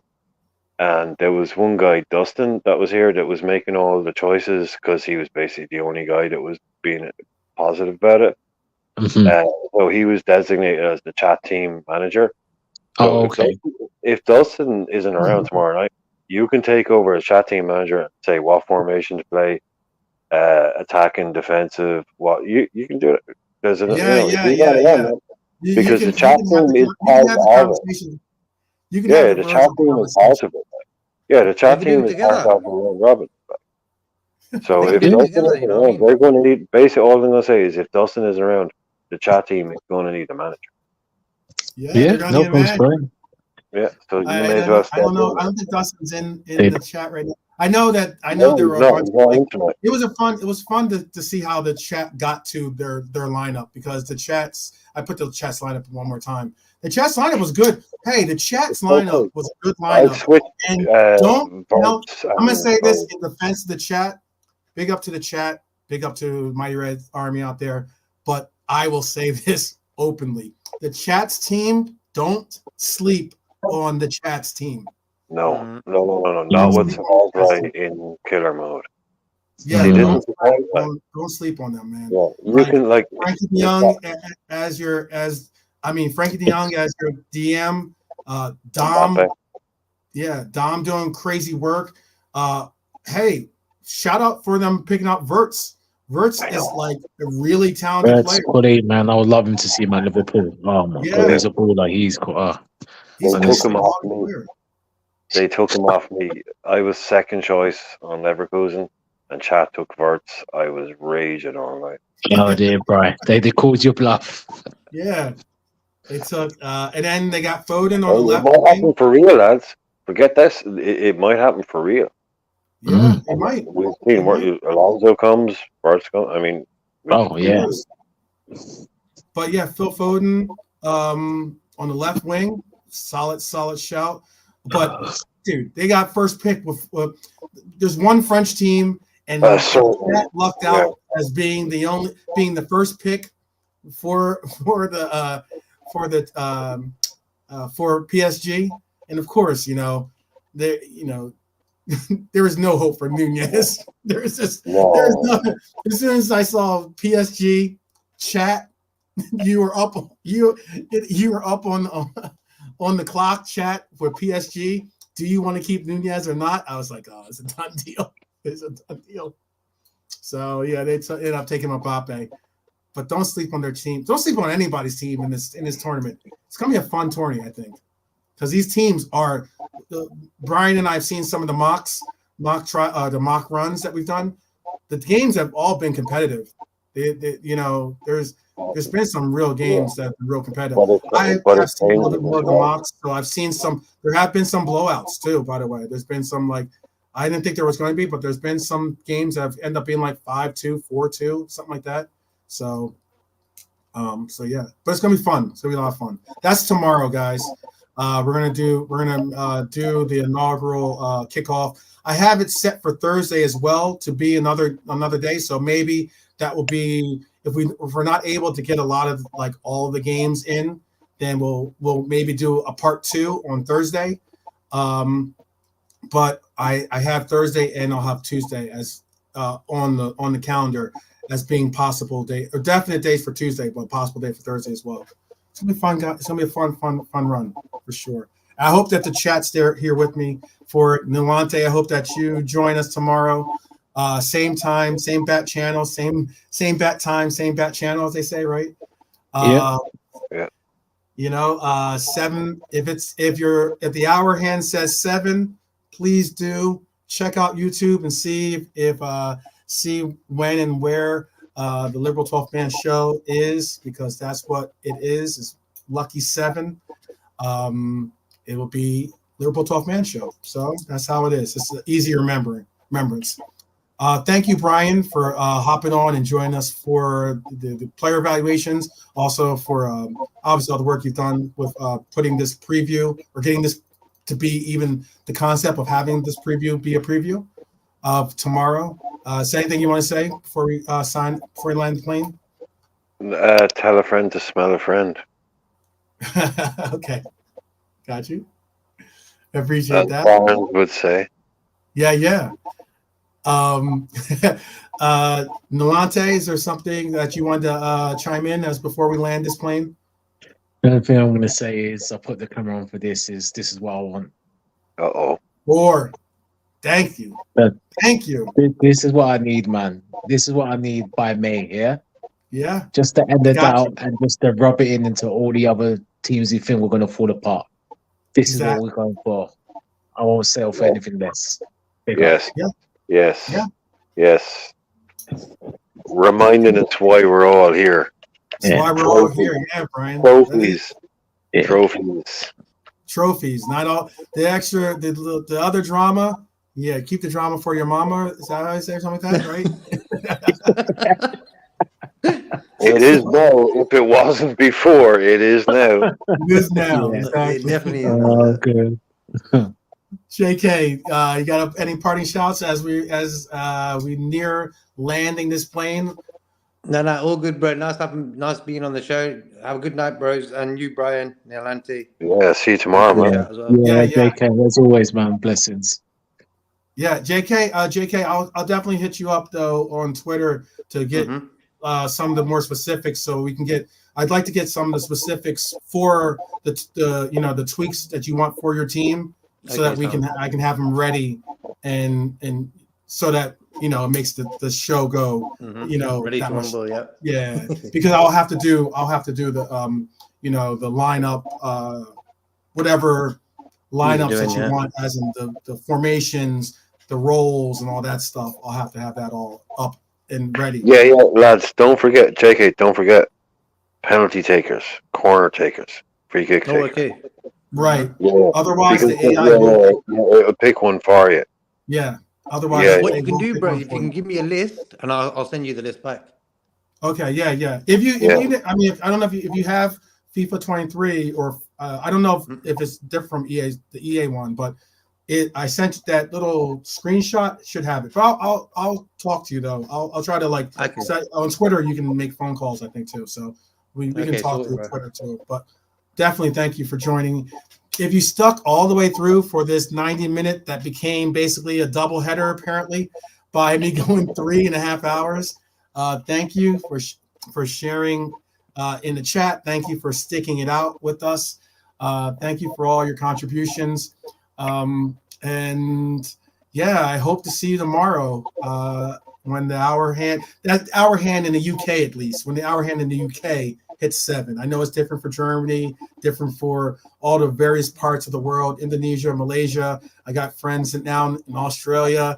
You know, I had someone from Brazil that reached out to me on here, like as in, you know, it's so cool, such a global team, yeah. global game. It's so cool that, you know, obviously in America here, we have our fans here. It's so great that I get you know, to share this opportunity with you at all times. Big up to the Outback. Huh? Big up to the Outback. Yeah, big out to the Outback. Yeah, no doubt. Yeah, Australia and New Zealand. A New Zealand fan hit me up too. It was kind of crazy because they were referencing things and I thought they were from Australia and they corrected me and said they're from New Zealand. I was like, oh, cool. That's really cool. But yeah, see you guys tomorrow, 7. We're gonna make sure your trays are in an upright position. You know, seatbelts